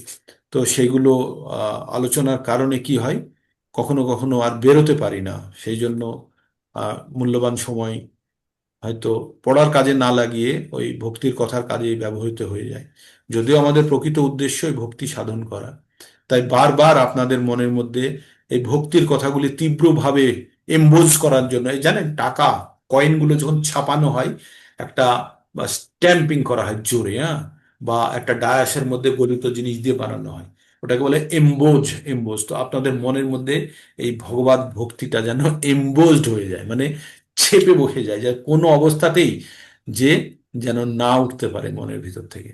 সেইটাকেই আপনাদেরকে আমি বলি, আর সঙ্গে সঙ্গে আমিও চেষ্টা করি যেন আমার উপরেও সেই ওই কথাগুলো যেন আমিও শুনি, শুনে আমিও যেন ব্যবহারে লাগাই। হ্যাঁ?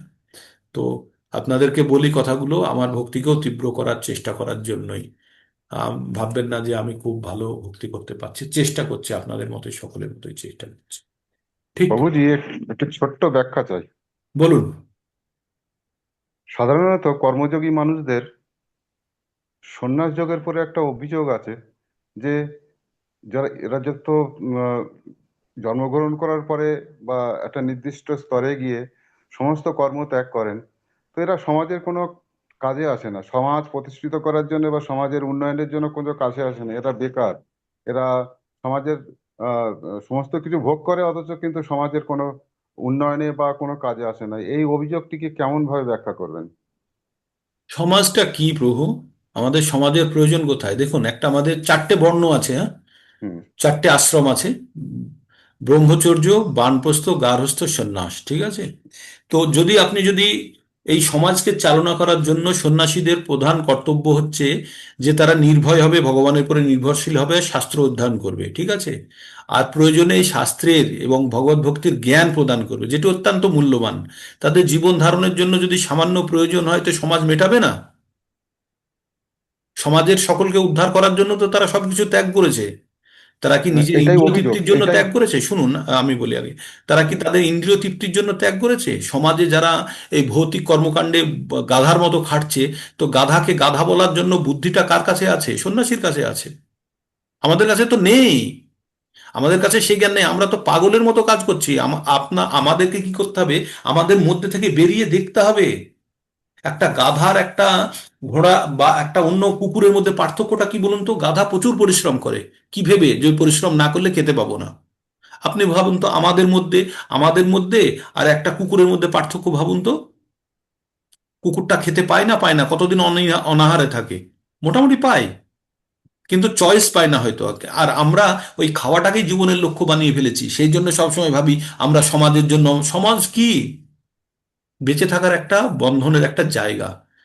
তার মানে এই নয় যে আমি যত খুশি আমি নিজেকে বর্ধিত করব আর আমি সমাজে প্রতিষ্ঠিত হব। এটা নয়। আমরা যখন আমাদের জীবনের আসল উদ্দেশ্য বুঝতে পারবো না, তখনই আমরা সমাজ বন্ধনে আটকে থাকব। এর রজগুণের প্রভাব এটা। শুদ্ধ শতস্তরে চলে গেলে তখন আর এই শিকায়ত বা এই অভিযোগ থাকবে না। তখন সেই সন্ন্যাসীর চরণে পড়ে যাবে গিয়ে। তো সন্ন্যাসীদের কাজই হচ্ছে যে সমাজের মানুষকে তাদের জীবনের প্রকৃত উদ্দেশ্য বোঝানো। জীবনের প্রকৃত উদ্দেশ্য কি? এই জড়জাগতিক সুখভোগ নয়। জীবনের প্রকৃত উদ্দেশ্য জন্ম মৃত্যুর চক্র থেকে বেরোনোর জন্য এই জীবনকে প্ল্যাটফর্ম হিসাবে ব্যবহার করা। এটা সন্ন্যাসীরা বুঝে গেছে। তাই আমাদের তাদেরকে শ্রদ্ধা করা উচিত, ভক্তি করা উচিত। তাদের যা প্রয়োজন সামান্য কিছু হলে আমাদের স্বতঃস্ফূর্তভাবে এগিয়ে দেওয়া উচিত, যাতে তাদের থেকে আশীর্বাদ পেয়ে আমরাও যেন আমাদের নিজেদের জীবনকে ধন্য করতে পারি। আর এই যে জড়জাগতিক কার্য যেগুলো করছি আমরা, এগুলো কোনো ভ্যালু নেই, কোনো অনর্থ। অনর্থ। এর জন্য টাইম লাগবে প্রভু বেরোতে গেলে। হুম। এই কথাটা উপলব্ধি স্তরে যেতে গেলে সময় লাগবে। বিশেষ করে রাজনৈতিক ব্যক্তিদের, বিশেষ করে রাজনৈতিক ব্যক্তিদের অভিযোগ এগুলো, যে রাজনৈতিক এরা। ব্যক্তিরা কতজন রাজনৈতিক ব্যক্তিত্ব এখনো বেঁচে আছে বলুন তো? হিটলার বেঁচে আছে? হুম, রোনাল্ড রেগান বেঁচে আছে? মহাত্মা গান্ধী বেঁচে আছে? কোথায় তারা? হোয়ার আর দে? শুধু তাদের কথাই শুনি। কোথায় তারা? তাদের জীবনের উপলব্ধি কি? একজনের পুনর্জন্মের কাহিনী এক জায়গাতে দেখছিলাম, পাস্ট লাইফ রিগ্রেশনের মধ্যে। আহ হিটলার একটা গ্রামে আবার একটা গরিব পরিবারে জন্মগ্রহণ করেছে, মানে যদিও বলছে, জানি না তার সত্যতা কি আছে না আছে। তো এটাই কি জীবনের চরম উপলব্ধি? আমাদের জীবনের চরম উপলব্ধি আমাদের জীবন সম্বন্ধে প্রকৃত জ্ঞান লাভ করা প্রভু। হ্যাঁ। সেটার জন্যই আমাদের চেষ্টা। আর এই জ্ঞান লাভ একবার যারা অর্জন করে নেবে, তাদের কোনো শিকায়ত নেই তাদের জীবন সম্বন্ধে, তাই না? বলুন প্রভুজি, মাতাজি, বলুন। একদম একদম। প্রভুজি আমি একটু কিছু বলবো? বলুন, বলুন। প্রভুজি, এই যে বলছে যে সন্ন্যাসীদের কোনো সমাজে কোনো যোগদান নেই, কিন্তু কেউ তার জন্মের পরের দিন থেকে সন্ন্যাসী হয় না। তারা একটা পিরিয়ড সমাজের জন্য কিছু না কিছু করে, তারপরে তারা সন্ন্যাস যোগে যায়। সন্ন্যাসের জন্য আমাদের বৈদিক বৈদিক আশ্রমের ফান্ডা অনুযায়ী হচ্ছে আমাদের ব্রহ্মচর্য, গার্হস্থ্য, বানপ্রস্থ, তারপরে সন্ন্যাস। এবার বুড়ো বয়সে সন্ন্যাসী আমরা এক হই, তারা কিন্তু আমরা সমাজকে শুধরানোর জন্য বেশি কিছু করার থাকে না, তখন আমরা নিজের জন্যই সন্ন্যাস জীবনটাকে ব্যয় করি। কিন্তু যারা কম বয়সে সন্ন্যাস গ্রহণ করে, তারা সমাজকে প্রচুর দিতে পারে। জীবনের প্রকৃত অর্থ তারা বুঝিয়ে দেয়। আমরা তো সে জায়গাতে যেতেই চাইছি না। আর রাজনৈতিক নেতারা তো তারা তো চরম মূর্খ। তারা গাধার থেকেও মূর্খ। তারা ভাবছে আমার শক্তি, তারা আসুরি স্বভাব সম্পন্ন। এখন শুনলে হয়তো আমাকে রাজনৈতিক নেতারা মারধর করবে, কিন্তু প্রকৃত হ্যাঁ অর্থ তাই। এটা আমাদের রজগুণের জানতে হবে।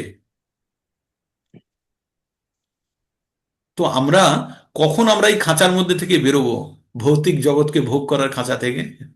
যতক্ষণ না বেরোতে পারবো এই প্রশ্নগুলো আসবে আমাদের মধ্যে, কারণ আমরা প্রাথমিক স্তরে আছি। তাই মাতাজি বলুন, দুলাল চক্রবর্তী মাতাজি বলুন। হরে কৃষ্ণ প্রভু।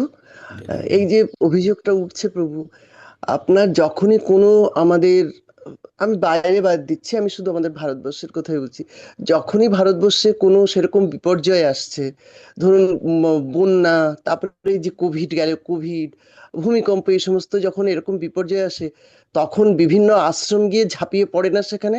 কটা রাজনৈতিক ব্যক্তিত্ব সেখানে যায়? কোভিডের সময় কটা রাজনৈতিক ব্যক্তিত্ব মানুষকে সেবা করেছে, যেটা করেছে ভারত সেবাশ্রম, রামকৃষ্ণ মিশন আশ্রম। আর কোথায় কোথায় করেনি? যেখানে বন্যা হচ্ছে তারা সেই জলের মধ্যে, ঝড়ের মধ্যে ছুটে গিয়ে সন্ন্যাসীরা সমস্ত করেছে।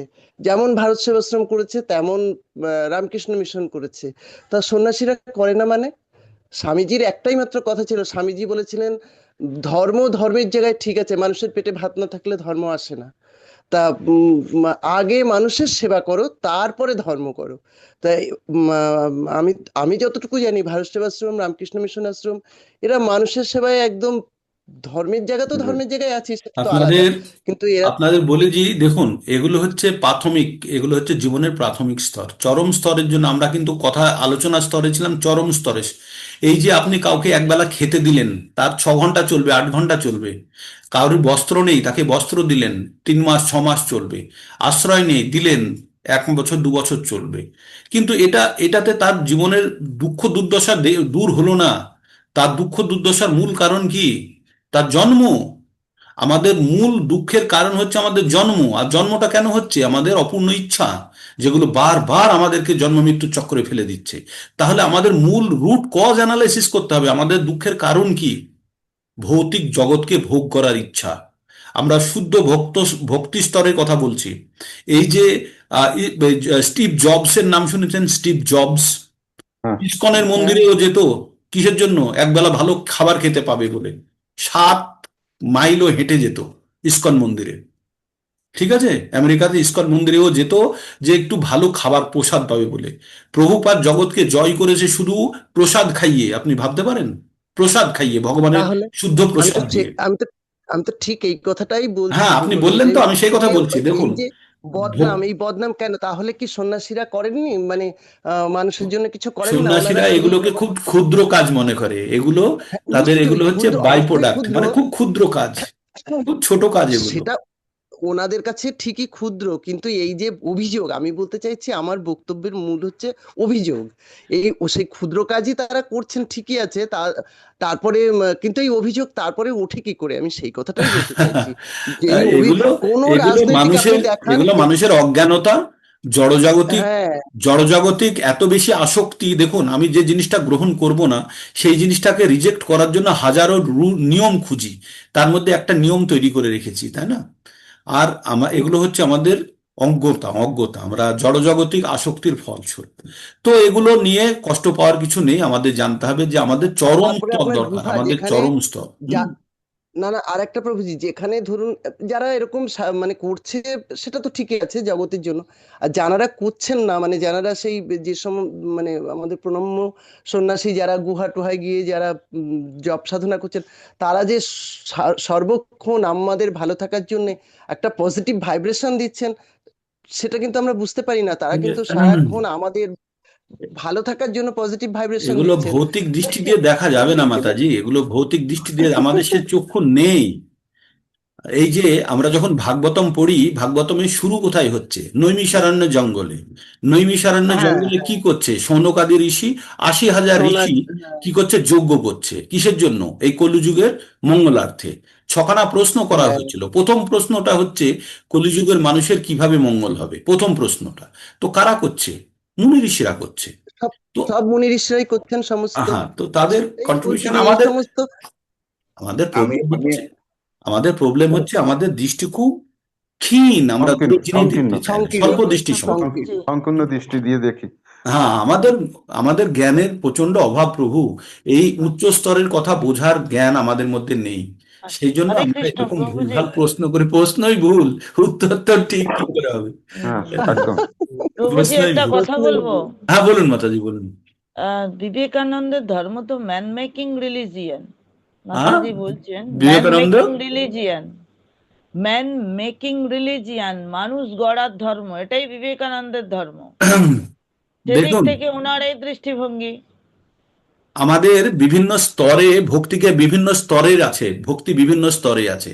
একজন যে খেটে খায় মানুষ, তাকে যদি বলি ভগবদ গীতা পড়ো আর তুমি ভগবানের এ করো, সে করতে পারবে না, তার বুদ্ধির স্তর অতি নিম্ন। তাকে আগে তম থেকে রজতে আনতে হবে, রজ থেকে শততে আনতে হবে, তারপরে তাকে শুদ্ধ শততে, তারপরে ব্রহ্মভূতে আসবে। আপনারা যে ভগবদ গীতা ক্লাস করছেন, এই ক্লাসটা যদি একটা রিক্সোপুলার যে সারাদিন 500 টাকা উপার্জনের জন্য পরিশ্রম করে, তাকে গিয়ে পড়ান তো, আপনি ফার্স্ট্রেটেড হয়ে যাবেন। তার জন্য যে ওষুধটা দরকার, বিবেকানন্দ সেই ওষুধটা দিয়েছে। বলছে ধীরে হ্যাঁ, ধীরে স্তরে উন্নত করো তাদেরকে। আমি আমি সেটাই বলছি, ম্যান মেকিং রিলিজিয়ান। আর তো তিনি বলেছেন জীবে প্রেম করে যেইজন সেইজন সে বিশেষর। তো জীব তো আমাদের পরমাত্মারই অংশ। হ্যাঁ, তো আপনারা যখন প্রত্যেকটা মানুষকে, আপনি অন্য মানুষকে যখন আপনি দেখবেন, জীব হিসাবে দেখবেন, তখন তাকে সাহায্য করা কর্তব্য আমাদের। হ্যাঁ, তাই তো, আমি আমাদের সেটাই সাহায্য করতে বলছি। হবে। সাহায্য প্রভুজি করতে হবে একটা কথা। কিভাবে? আমাদের 3 স্তরে সাহায্য করতে হবে: ভৌতিক স্তরে, মানসিক স্তরে এবং আধ্যাত্মিক স্তরে। আধ্যাত্মিক স্তরে। 3টে স্তরে। তো আমরা এখানে যেটা সকালের প্রোগ্রামটা করি, আমরা শুদ্ধ ভক্তির কথা বলতে চাই, শুদ্ধ। হ্যাঁ, আমরা জড়জগতিক মানুষ, আমাদের এই প্রশ্নগুলো অনেকেই ছুড়ে দেবে। সেই প্রশ্নগুলোকে কিভাবে আমরা হ্যান্ডেল করব, তার জন্য আমাদের মানসিক প্রস্তুতির প্রয়োজন। আর সাধু ঋষিরা যে কি কাজ করে, তাদের বিচার করার আমাদের ক্ষমতা নেই। নেই আমাদের ক্ষমতা। আমরা প্রধানমন্ত্রী নরেন্দ্র মোদীকে দেখে ভাবি যে কি করে 24 ঘন্টাতে, আমাদের ক্ষমতা নেই বোঝার ও ব্যাকগ্রাউন্ডে কি করছে, তাই না? আচ্ছা প্রভুজি, একটা বলুন, আমার বলুন, ডাউট বলুন। ছিল।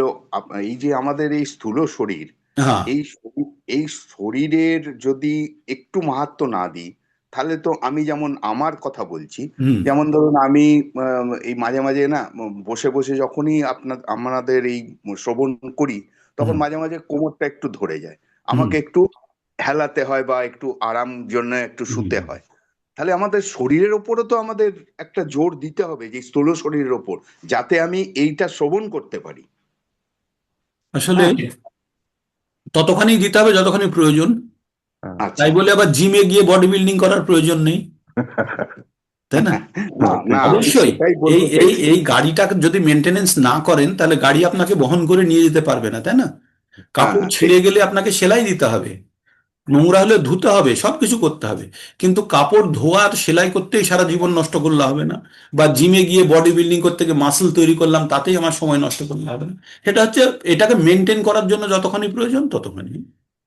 গাড়িতে, গাড়ি ধুয়ে মুছে পরিষ্কার করা অবশ্যই খুব প্রয়োজন। তাতে গাড়িটা দেখতেও ভালো লাগবে, চালিয়ে আরাম পাবেন, ভালো লাগবে। কিন্তু তাই বলে গাড়িতে সারাদিন ধরে ঘষে ঘষে আপনি তার রঙই তুলে ফেললেন, তাহলে খুব মুশকিল, তাই না? তো সে জিনিসটা অবশ্যই আপনাদের শরীরকে আগে মেনটেন করতে হবে। কারণ কি বলুন তো, আমাদের শরীর এখন, আমাদের কিন্তু 50 ঊর্ধ্ব হয়ে গেলেই শরীর কিন্তু কমজোর হতে শুরু করবে। তার মানে আমরা সময়ের কাজ সময়ে করিনি। হুম। এই ভগবত ভক্তি কিন্তু আমাদের এই পড়াশোনার সঙ্গে সঙ্গেই চালু হওয়া উচিত ছিল। আমাদের কর্মজীবনের মধ্যেও ভক্তি থাকা উচিত ছিল। আমাদের বার্ধক্য জীবনেও ভক্তি থাকবে এবং শেষ জীবনেও ভক্তি থাকবে। ভক্তিটা কিন্তু বিভিন্ন স্তরে থাকবে, বেসিক থেকে একদম শেষ পর্যন্ত। তখন কিন্তু ভক্তির মাত্রা আলাদা থাকবে, ভক্তির ডেফিনেশন আলাদা থাকবে। ছাত্রনাং অধ্যানাং তপ, ছাত্ররা যে তপস্যা করছে, পড়াশোনার মাধ্যমে তপস্যা করছে, সেখানে ভৌতিক জিনিসও পড়বে, আধ্যাত্মিক জিনিসও পড়বে। বৈদিক শাস্ত্রে তো তাই ছিল। কেন আমাদের বেদের মধ্যে আমাদের শল্য চিকিৎসা আছে, অর্থনীতি আছে, আমাদের মহাকাশ বিদ্যা আছে, সবকিছু আছে। তো তারা যারা গুরুকুলে বাচ্চারা পড়তো, তারা কি মাদ্রাসার মতো শুধু এই একটা জিনিসই জানতো? তারা সবকিছু জানে। তারা বড় বড় বড় বড় পণ্ডিত, বিজ্ঞান, মানে জ্ঞানী তারা। আর্যভট্ট বলুন, যারা যারা, তারা কি প্রত্যেকে বড় বড় জ্ঞানী। তো আমাদের প্রত্যেকটা জিনিসই দরকার, কিন্তু কোন স্তরে কি দরকার সেটা আমাদের ধীরে ধীরে বুঝতে হবে। তো ভক্তি জিনিসটা একটা মানব জীবনের চরম অবস্থা মানে প্রভু। আমরা আমরা যে মানে এই বয়সে এসে এই যে গীতা পাঠ করছি বা এইগুলো, মানে আপনি যেটা বলেছেন একদম ঠিক কথা। এটা আমাদের একটা মানে পড়াশোনার সঙ্গে যদি হতো তাহলে আমরা এতটা হতাম না, ইয়েস, এতটা মানে। হ্যাঁ, এটাই আমার মানে জানার ছিল যে আমরা এখন চিন্তা করছি এই যে আপনার শ্রবণগুলো আমি করছি, কিন্তু আমি ভাবছি যে আমি তো শ্রবণ করছি, মাঝে মাঝে কোমরটা ধরে যাচ্ছে বা পায়ের হাঁটুটা একটু ব্যথা করছে, আমি একটু রেস্ট নিয়ে নিই। কিন্তু সেই জিনিসটা সময়, কারণ আমি 50-এর ওপর 60-এর ওপর হয়ে গেছি, সেই জন্য আমি পারছি না। ঠিক ঠিক। তার মানে সময়ের কাজ করিনি বলে এখন একটু বেশি দৌড়চ্ছি, হ্যাঁ, বহু দেরি করে ফেলেছি আমরা। হুম। তো আমাদের স্পিড বাড়াতে হবে। ঠিক। না এই জন্য একটু এই প্রাণায়াম, তারপরে প্রভুজি একটু এই হালকা যোগ অভিযোগগুলো ব্যায়ামেরও দরকার আছে। প্রভুজি এই অভিযোগগুলো আসে কিছুটা মানে আমরা নকল জিনিসকে পেছনে দৌড়াই বা ভণ্ডামির পেছনে দৌড়াই, তার জন্য কিছু কিছু অভিযোগের জন্য এইগুলো একটু দোষারোপিত হয় বা এই ধরনের হ্যাঁ, আসুক প্রশ্নগুলো আসে। আসুক, অভিযোগগুলো আসবে। হ্যাঁ, আপনার অভিযোগ অভিযোগগুলো শুনে আসে। যদি কেউ কনভিন্স হয় হুম। তাহলে তাকেও আপনি রিলিফ দিতে পারলেন, মানে হ্যাঁ, এটা হ্যাঁ, দেখতে হবে, তাই না? হ্যাঁ। আমার আমার কাজ হলো সমাজেরকে কিছু দান করা বা কিছু আহ, আহ, যোগদান করা, যাতে সমাজের উন্নয়ন হয় বা দেশের উন্নয়ন হয়। সেটা একদম। না করে আমি আমার জীবন ধারণের জন্য আমি একটা গেরুয়া বসন পরে নিলাম, নিয়ে আমি ভণ্ডামি করতে থাকলাম, তো সেটা তো জীবনের প্রভুজি, উদ্দেশ্য নয়। দেখুন, আমরা যখন সাধু বলবো তখন প্রকৃত সাধুর কথাই বলবো, আমরা মিথ্যা হ্যাঁ, সাধুর কথা বলবো না, তাই না? না, না, ওইটাই ওইটাই। আর এইসব কারণের জন্য এই প্রশ্নগুলো ওঠে সমাজে। হ্যাঁ, ঠিক আছে, ঠিক আছে, কারণ কিছু লোক এটাকে খারাপ করে ফেলেছে, কিছু লোক এটাকে হ্যাঁ, খারাপ করে ফেলেছে। তবে একটা স্কুলে জানবেন, একটা স্কুল, ভালো স্কুলে পড়তে গেলে 2-4টে বাচ্চা ফেলও করতে পারে। তো সেই হুম, ফেলিওর গুলো আমাদের কাছে এক্সাম্পল নয়, আমাদের কাছে হচ্ছে কতজন আইআইটিতে গেল, কতজন মেডিকেলে গেল, তাই না? একদম একদম। তো এইভাবে ঠিক আছে, আমাদের এটা একটা চলবে। এটা হরে একটা কৃষ্ণ প্রভুজি, হরে কৃষ্ণ। হ্যাঁ মাতাজি, বলুন। বলছিলাম আমি একদিন ফোনে দেখেছিলাম যে গুরুকুল, ও মানে যখন সেই ভগবান কৃষ্ণের দিকে হয়েছিল গুরুকুল, কোথাও গিয়ে শিক্ষা গ্রহণ করা গুরুর কাছে, এরকম আমি ফোনে দেখেছিলাম। এখনো কিন্তু গুরুকুল ওটা আছে, ওখানে নানা রকম বেদের শিক্ষা টিক্ষা ওগুলো দেওয়া হচ্ছে বাচ্চাদের।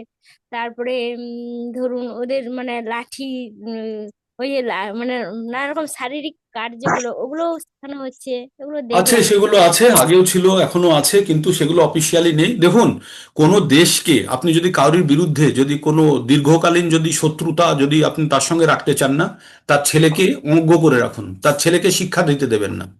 আপনি যদি কারোর থেকে যদি প্রতিশোধ নিতে হয় না, তার ছেলেকে অজ্ঞ করে দিন। হুম। তার ছেলেকে অশিক্ষিত করে দিন, তাহলে সব থেকে বড় আপনার শত্রুতা হবে। তো আমাদের দেশের শিক্ষা ব্যবস্থাকে আগে নষ্ট করে দিয়েছে ইংরেজরা, ওয়েস্টার্ন লার্নিং মেথড লাগিয়ে দিয়েছে, আমাদের গুরুকুল পন্থাকে নষ্ট করে দিয়েছে, দিয়ে আমাদের মধ্যে যে আমাদের বৈদিক জ্ঞানের যে প্রবাহ ছিল সেটাকে নষ্ট করে দিয়েছে। সেই কারণে বিভিন্ন নিয়ম তৈরি হয়েছে যে গুরুকুল চলতে পারবে না, গুরুকুল বন্ধ হবে। Western western learning is good, but আমাদের বেসিক, আমাদের যেন আমাদের আইডিওলজিটা যেন নষ্ট না হয়ে যায়। আপনি বলুন তো আজকে সমাজে, আজকে বলুন তো, যাকে আমরা স্বাধীনতা বলি, মানে ড্রেস স্বাধীনতা, আমাদের আচরণের স্বাধীনতা, এগুলো কি আপনারা সকলে অ্যাকসেপ্ট করতে পারেন? বলুন তো, ছেলে মেয়েরা যেভাবে আচরণ করে আজকে, না, অ্যাকসেপ্টেবল? না না নো, নট এট অল। না নো। স্বেচ্ছাচারিতা, স্বাধীনতা হ্যাঁ, নয়, কারণ কি, স্বেচ্ছাচারিতা। এটা ধীরে ধীরে পরিবর্তন, এগুলো হচ্ছে ওয়েস্টার্ন কালচারের প্রভাব, কারণ আমাদের বৈদিক কালচার নষ্ট হয়ে গেছে। হুম। তো এগুলোই এটাই তো ধ্বংসের ওরা কারণ হয়ে চেয়েছে, যাচ্ছে। তবে একটা জিনিস জানবেন, যতদিন চায়। পৃথিবীতে একজনও সাধু থাকবে, ততদিন পৃথিবী ধ্বংস হওয়ার আগে ভগবান 10 বার ভাববে যে ওই সাধুকে কিভাবে উদ্ধার করব, তারপরে আমি পৃথিবীকে ধ্বংস করব। আমরা পড়েছি না, পরিত্রাণায় পরিত্রাণায়াং সাধুনাম, সাধুনাম। প্রথমে একদম। সাধুকে উদ্ধার করবে। পরিত্রাণায়াং সাধুনাম বিনাশায়স্য দুষ্কৃতম, দুষ্কৃতিকে বিনাশ করার আগে প্রথম কাজ ভগবানের সাধুকে উদ্ধার করা। তাই যদি একজনও সাধু পৃথিবীতে বেঁচে থাকে, তাহলে কিন্তু দুষ্কৃতীদের বিনাশ করার আগে আগে সাধুকে রেস্কিউ করবে। তো তাই আমাদের জানতে হবে যে আমাদের দুটো উদ্দেশ্য, এক হচ্ছে আমাদের নিজেদের জীবনকে শুধরানো, আর হচ্ছে যতখানি সম্ভব অন্যের কাছে এক্সটেন্ড করা। ঠিক। তো আপনারা জ্ঞান জ্ঞান বিতরণ করুন। জ্ঞান, এই যে জ্ঞান, আমরা যদি পরিপূর্ণ হতে পারি জ্ঞানের দ্বারা, যে আমাদের কি করা উচিত আর কি করা উচিত না, এটাই কিন্তু আমাদের জীবনকে, অন্যকে সাহায্য করতে শুরু করবে। আজকে জানেন, যে বলে আইআইটি পাশ করে ইসকনে সাধু হয়েছে, অমুক তমুক বলে, সে তো অনেক কিছু পড়তে পারতো, এ কতজনের জীবন বাঁচাচ্ছে তারা। কত ছেলে আইআইটিতে সুসাইড করে আপনারা জানেন? জানেন খড়গপুর আইআইটিতে আমাদের ইসকনের সেন্টার চলে, ছেলেরা হ্যাঁ যারা প্রভু। আইআইটি পড়ে তারা সকালবেলায় উঠে জব শুরু করে। হ্যাঁ 2 ঘন্টা দেখেছি। জব করে। প্রভুজি ভিডিও তো দেখেছিলাম, আপনি মনে হয় সেন্ড করেছিলেন। হ্যাঁ, ওই আমাদেরই সেন্টার আছে এতে খড়গপুর আইআইটিতে। এটা কি সমাজের জন্য কিছু করা হচ্ছে না? তো তারা এটা মূর্খরা কি বুঝবে না, সমাজের মূর্খরা আমি বুঝবে না। ফেসবুকে না ইউটিউবে এটা দেখেছিলাম যে তারা ছেলেরা তারা নেশাগ্রস্ত হচ্ছে না, আপনি জানেন, তারা নেশাগ্রস্ত হচ্ছেন না, অন্যদেরকে তারা প্রভাবিত করছে, তারা জীবনে তাদের মূল্যবোধ ইন্টাক্ট রাখছে। তাদেরকে বলে না যে হরে কৃষ্ণ মন্ত্র করো আর তুমি সাধু হয়ে যাও, বলে না। তাদের বলে তাহলে কর্মজীবনে কর্মী হিসাবে জীবনকে কিভাবে চালিত করবে। তাদের তাহলে যেটা যুব প্রয়োজন সেই সমাজকে তারা নির্দেশগুলি দেওয়া হয় বৈদিক শাস্ত্র অনুসারে। সেটাই বলছি, তাহলে যুব সমাজকে তারা বাঁচাচ্ছেন। তাহলে এর হ্যাঁ, তো থেকে বড় কাজ সেই আর কথাই কি হতে বলছি, পারে? এর থেকে বড় কাজ তো আর কিছু হতেই পারে না। যুব সমাজকে যারা বাঁচাচ্ছেন তার থেকে বড় কাজ কিছু হয় হতেই আর? পারে না। হ্যাঁ, সেই কথাই বলছি। আর হরে এই যে কৃষ্ণ প্রভু। গুরুকুলের কথা মাতাজি বললেন, ওই মায়াপুর ইস্কন মন্দিরে আর্যগ্রাম বলে একটা জায়গা আছে, ওখানে যাবেন, দেখবেন গুরুকুল একদম ছোট ছোট ছোট বাচ্চাগুলো ছোট ছোট ছোট খুব ছেলেরা কি সুন্দর। সুন্দর শ্লোক করে বলছে, খুব ভালো। না, তো তারা তারা বিভিন্ন এক জন্মের ফল হিসাবে তারা ওখানে আসেনি, অনেক জন্মের ফল হিসাবে তারা এসছে, ঠিক আছে? এটা ভাববেন না যে ওরা সাধারণ বালক নয়, তারা অনেক পুণ্যাত্মা, তারা সমাজের কিছু করার জন্যই এসছে। হ্যাঁ, আমরা ঘুটে কুড়াচ্ছি আর ভগবত ছোট বয়সেই সবকিছু জ্ঞান দিয়ে বেড়াচ্ছে, এইটাই হলো পার্থক্য। হ্যাঁ, হ্যাঁ, হ্যাঁ, হবে হবে হবে প্রভু, হবে, তবুও বেটার লেট দ্যান নেভার, এটা জানুন। হ্যাঁ, বেটার লেট একদম। Than never. প্রভুজি অভিযোগ যখন উঠলো, তাহলে আমি দু একটা কথা বলি। বলুন। কিছুদিন আগে আপনি একটা উদাহরণ দিয়েছিলেন আমাদের রাধেশ্যাম প্রভুর কথা, হ্যাঁ, হ্যাঁ, হ্যাঁ। ঠিক আছে? হুম। তাহলে যে আইআইটি মুম্বাই থেকে বিটেক করেছিলেন হ্যাঁ, আর সুন্দর পিচাইয়ের সাথে, হ্যাঁ, আচ্ছা, তিনি এমটেক করার পরে ইউএসএ তে গিয়ে ভালো সার্ভিস করতেন, হ্যাঁ, কিসের নেশায় তিনি চলে এলেন? আজকে তিনি পুনাতে আছেন, একটা মাদুরের উপরে ঘুমান, ঠিক আছে? তার ঘরে কোনো ফ্যান নেই, আপনিই বলেছিলেন। হুম, হুম, হুম, তার তাহলে ঘরে ফ্যান নেই। হ্যাঁ। কিসের কিসের নেশায় করেন তারা? এই যে কিসে? রাজনৈতিক নেতা, তারা কিসের নেশায় করছে এগুলো? এই যে রাজনৈতিক নেতারা ত্যাগ। প্রভাবিত করবার জন্য এই যে সব কথাগুলো বলছে, তারা তারা বুঝতে পারবে না, এগুলো বুঝতে সে তো সুস্থ জীবনযাপন ভালোভাবে সে জীবনযাপন করতে পারতো, ভালো চাকরি করে। আপনাকে আরো কথা বলেছিলাম, জুহু মন্দিরে ওই যে ব্রহ্মচারীদের রুমে যতজন আইআইটিয়ানস হয় না, গুগলে অতজন নেই। গুগলে অতজন নেই, গুগলে অত ছেলে নেই যতজন আইআইটিয়ান জুহু মন্দিরের ওই ব্রহ্মচারী রুমে ঘুমোয়, মাটিতে শয় তারা, ঠিক আছে? তারা, তাদের জন্য খাটিয়া নেই, তারা মাটিতে শয়, মাটিতে বিছিয়ে। হ্যাঁ, তারা মানে পৃথিবীর সঙ্গে কানেক্টেড থাকে। সেই কথাই একজন বলছিলেন, রাধেশ্যাম প্রভু আর গৌরাঙ্গ দাস প্রভু। গৌরাঙ্গ দাস প্রভু তো এখন মানে আপনার ইউনেস্কোতে একটা মানে আপনার বিশেষ পদে চলে গেছেন তিনি, যে সমগ্র জগৎকে শান্তির বার্তা কিভাবে দেবেন বলে। ঠিক আছে, তো বিভিন্ন জন বিভিন্নভাবে ট্রাই করছে, ঠিক আছে, যে কিভাবে পৃথিবীতে। আপনি জানেন ইটালির আপনার অ্যাসেম্বলিতে গিয়ে সেখানে হরে কৃষ্ণ মহামন্ত্র ভগবত গীতা পাঠ করানো হচ্ছে, একদম একদম। আর সেখানে ব্যান করা হচ্ছে মুসলিম রিলিজিয়ানকে, আর সেখানে বলছে যে আপনি শান্তির জন্য করুন। তো আসলে আমাদের স্তরের উন্নতি করতে হবে প্রভু। আমরা জড়জগতিক বিষয়ে এত বেশি ডুবে আছি না, আমরা ভাবনা চিন্তা করার সময় পাচ্ছি না।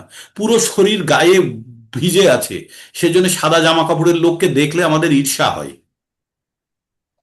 তাই না? আমরা পুরো কাদা মেখে আছি, তাই সেজন্য প্রভুজি সাধু সন্ন্যাসীদের প্রতি আমাদের এত বেশি রাগ, এত বেশি আমাদের মানে বাহ্যিক এই ঘৃণা প্রদর্শন, তাই না? কারণ আমরা জড়জাগতিক, মানে পুরো শরীর আমাদের কর্দাক্ত, মানে কর্দমাক্ত। না, তাই আমি আজকে সাধু জাস্ট সন্ন্যাসী, প্রশ্নটি তুললাম প্রভুজি, যে সমাজের এক শ্রেণীর মানুষের, আমার অভিযোগ নয়, সমাজের এক শ্রেণীর মানুষের অজ্ঞানতা এই যে প্রভুজি, এটাকে একটা ব্র্যান্ডে খতম করে দেবেন, অজ্ঞানতা, হ্যাঁ, তাদের জ্ঞানের অভাব। তাদের যে অভিযোগ, এই অভিযোগগুলোর কি যোগ্য জবাব দেওয়া যেতে পারে সেইটা হ্যাঁ, নিয়ে বাস একটা বাস আলোচনা বাস, করব। এইভাবেই বলবেন, একদম গভীর তত্ত্ব থেকে বলবেন, বলবেন, গভীর তত্ত্ব থেকে বলবেন। আর একটা কথা বলি, যেটা অভিজিৎ প্রভু বলেছেন, অভিজিৎ প্রভু যেটা বলছেন না, যেটা এরকম প্রভুপাদও বলেছেন নিজের শরীরকে আগে দেখতে হবে। তার কারণ প্রভুপাদ যখন জুহু মন্দিরে যখন ছিলেন, ওয়াকিং করছেন সমুদ্রের ধারে, তখন প্রভুপাদের সাথ দেওয়ার জন্যে ওনার একজন শিষ্য, সে দৌড়াতে দৌড়াতে এসছে খালি পায়ে। হ্যাঁ, তখন প্রভুপাদের পেছনে পেছনে যাচ্ছে, তার শব্দ আসছে, তার একটু কাতরানো উফ উফ এরকম শব্দ আসছে। প্রভুপাদ পিছন ফিরে তখন দেখছেন, দেখে বলছে কি হয়েছে? বলছে প্রভু আপনার সাথ দেওয়ার জন্য আমি খালি পায়ে চলে এসেছি, ঠিক আছে? তো বললে তুমি জুতো পায়ে দিয়ে কেন আসোনি? প্রথমে তোমার শরীরকে দেখতে হবে। তাহলে তুমি যদি আমাকে দেখতে চাও, তাহলে আমার মাথাটা কেটে নিয়ে সামনে রেখে দাও, তুমি আমাকে দেখতে দেখতে থাকো। এটা প্রভুপাদও বলেছেন, নিজের শরীরকে আগে বাঁচাতে হবে। ঠিক আছে, এটা হচ্ছে ঠিক আছে, দুটো জিনিস চলবে প্রভুজি, কিন্তু প্রায়োরিটি আলাদা। হ্যাঁ সেই একদম প্রায়োরিটি আলাদা, ঠিক। তাহলে আজকে বিরাম নিই। এই আলোচনার শেষ নেই প্রভু। এ ভগবত ভক্তি এবং সমাজ এ দুটো একটার সঙ্গে আরেকটা ভাবে যুক্ত, তাই আলোচনার শেষ নেই। তবে আমাদের উদ্দেশ্য জানতে হবে, আলোচনার বিষয় কি। বিষয় হচ্ছে আমাদের ভগবত প্রেম। আমাদের জীবনকে জন্ম সার্থক করি, করো পরোপকার। First we have to improve our self, then we can extend support to the others. আগে আমাদের নিজেদেরকে ইমপ্রুভ করতে হবে, তারপরে অন্যকে আমরা সাপোর্ট দিতে পারবো। প্রথমে আমাদের জ্ঞান অর্জন করতে হবে, নিজেদের ভক্তি করতে হবে, তবে আমরা অন্যকে সাহায্য করতে পারবো। ঠিক। হরে কৃষ্ণ। ক্যামেরা অন করবেন নাকি? অ্যাটেন্ডেন্স হরে হবে? কৃষ্ণ, হরে কৃষ্ণ প্রভুজি।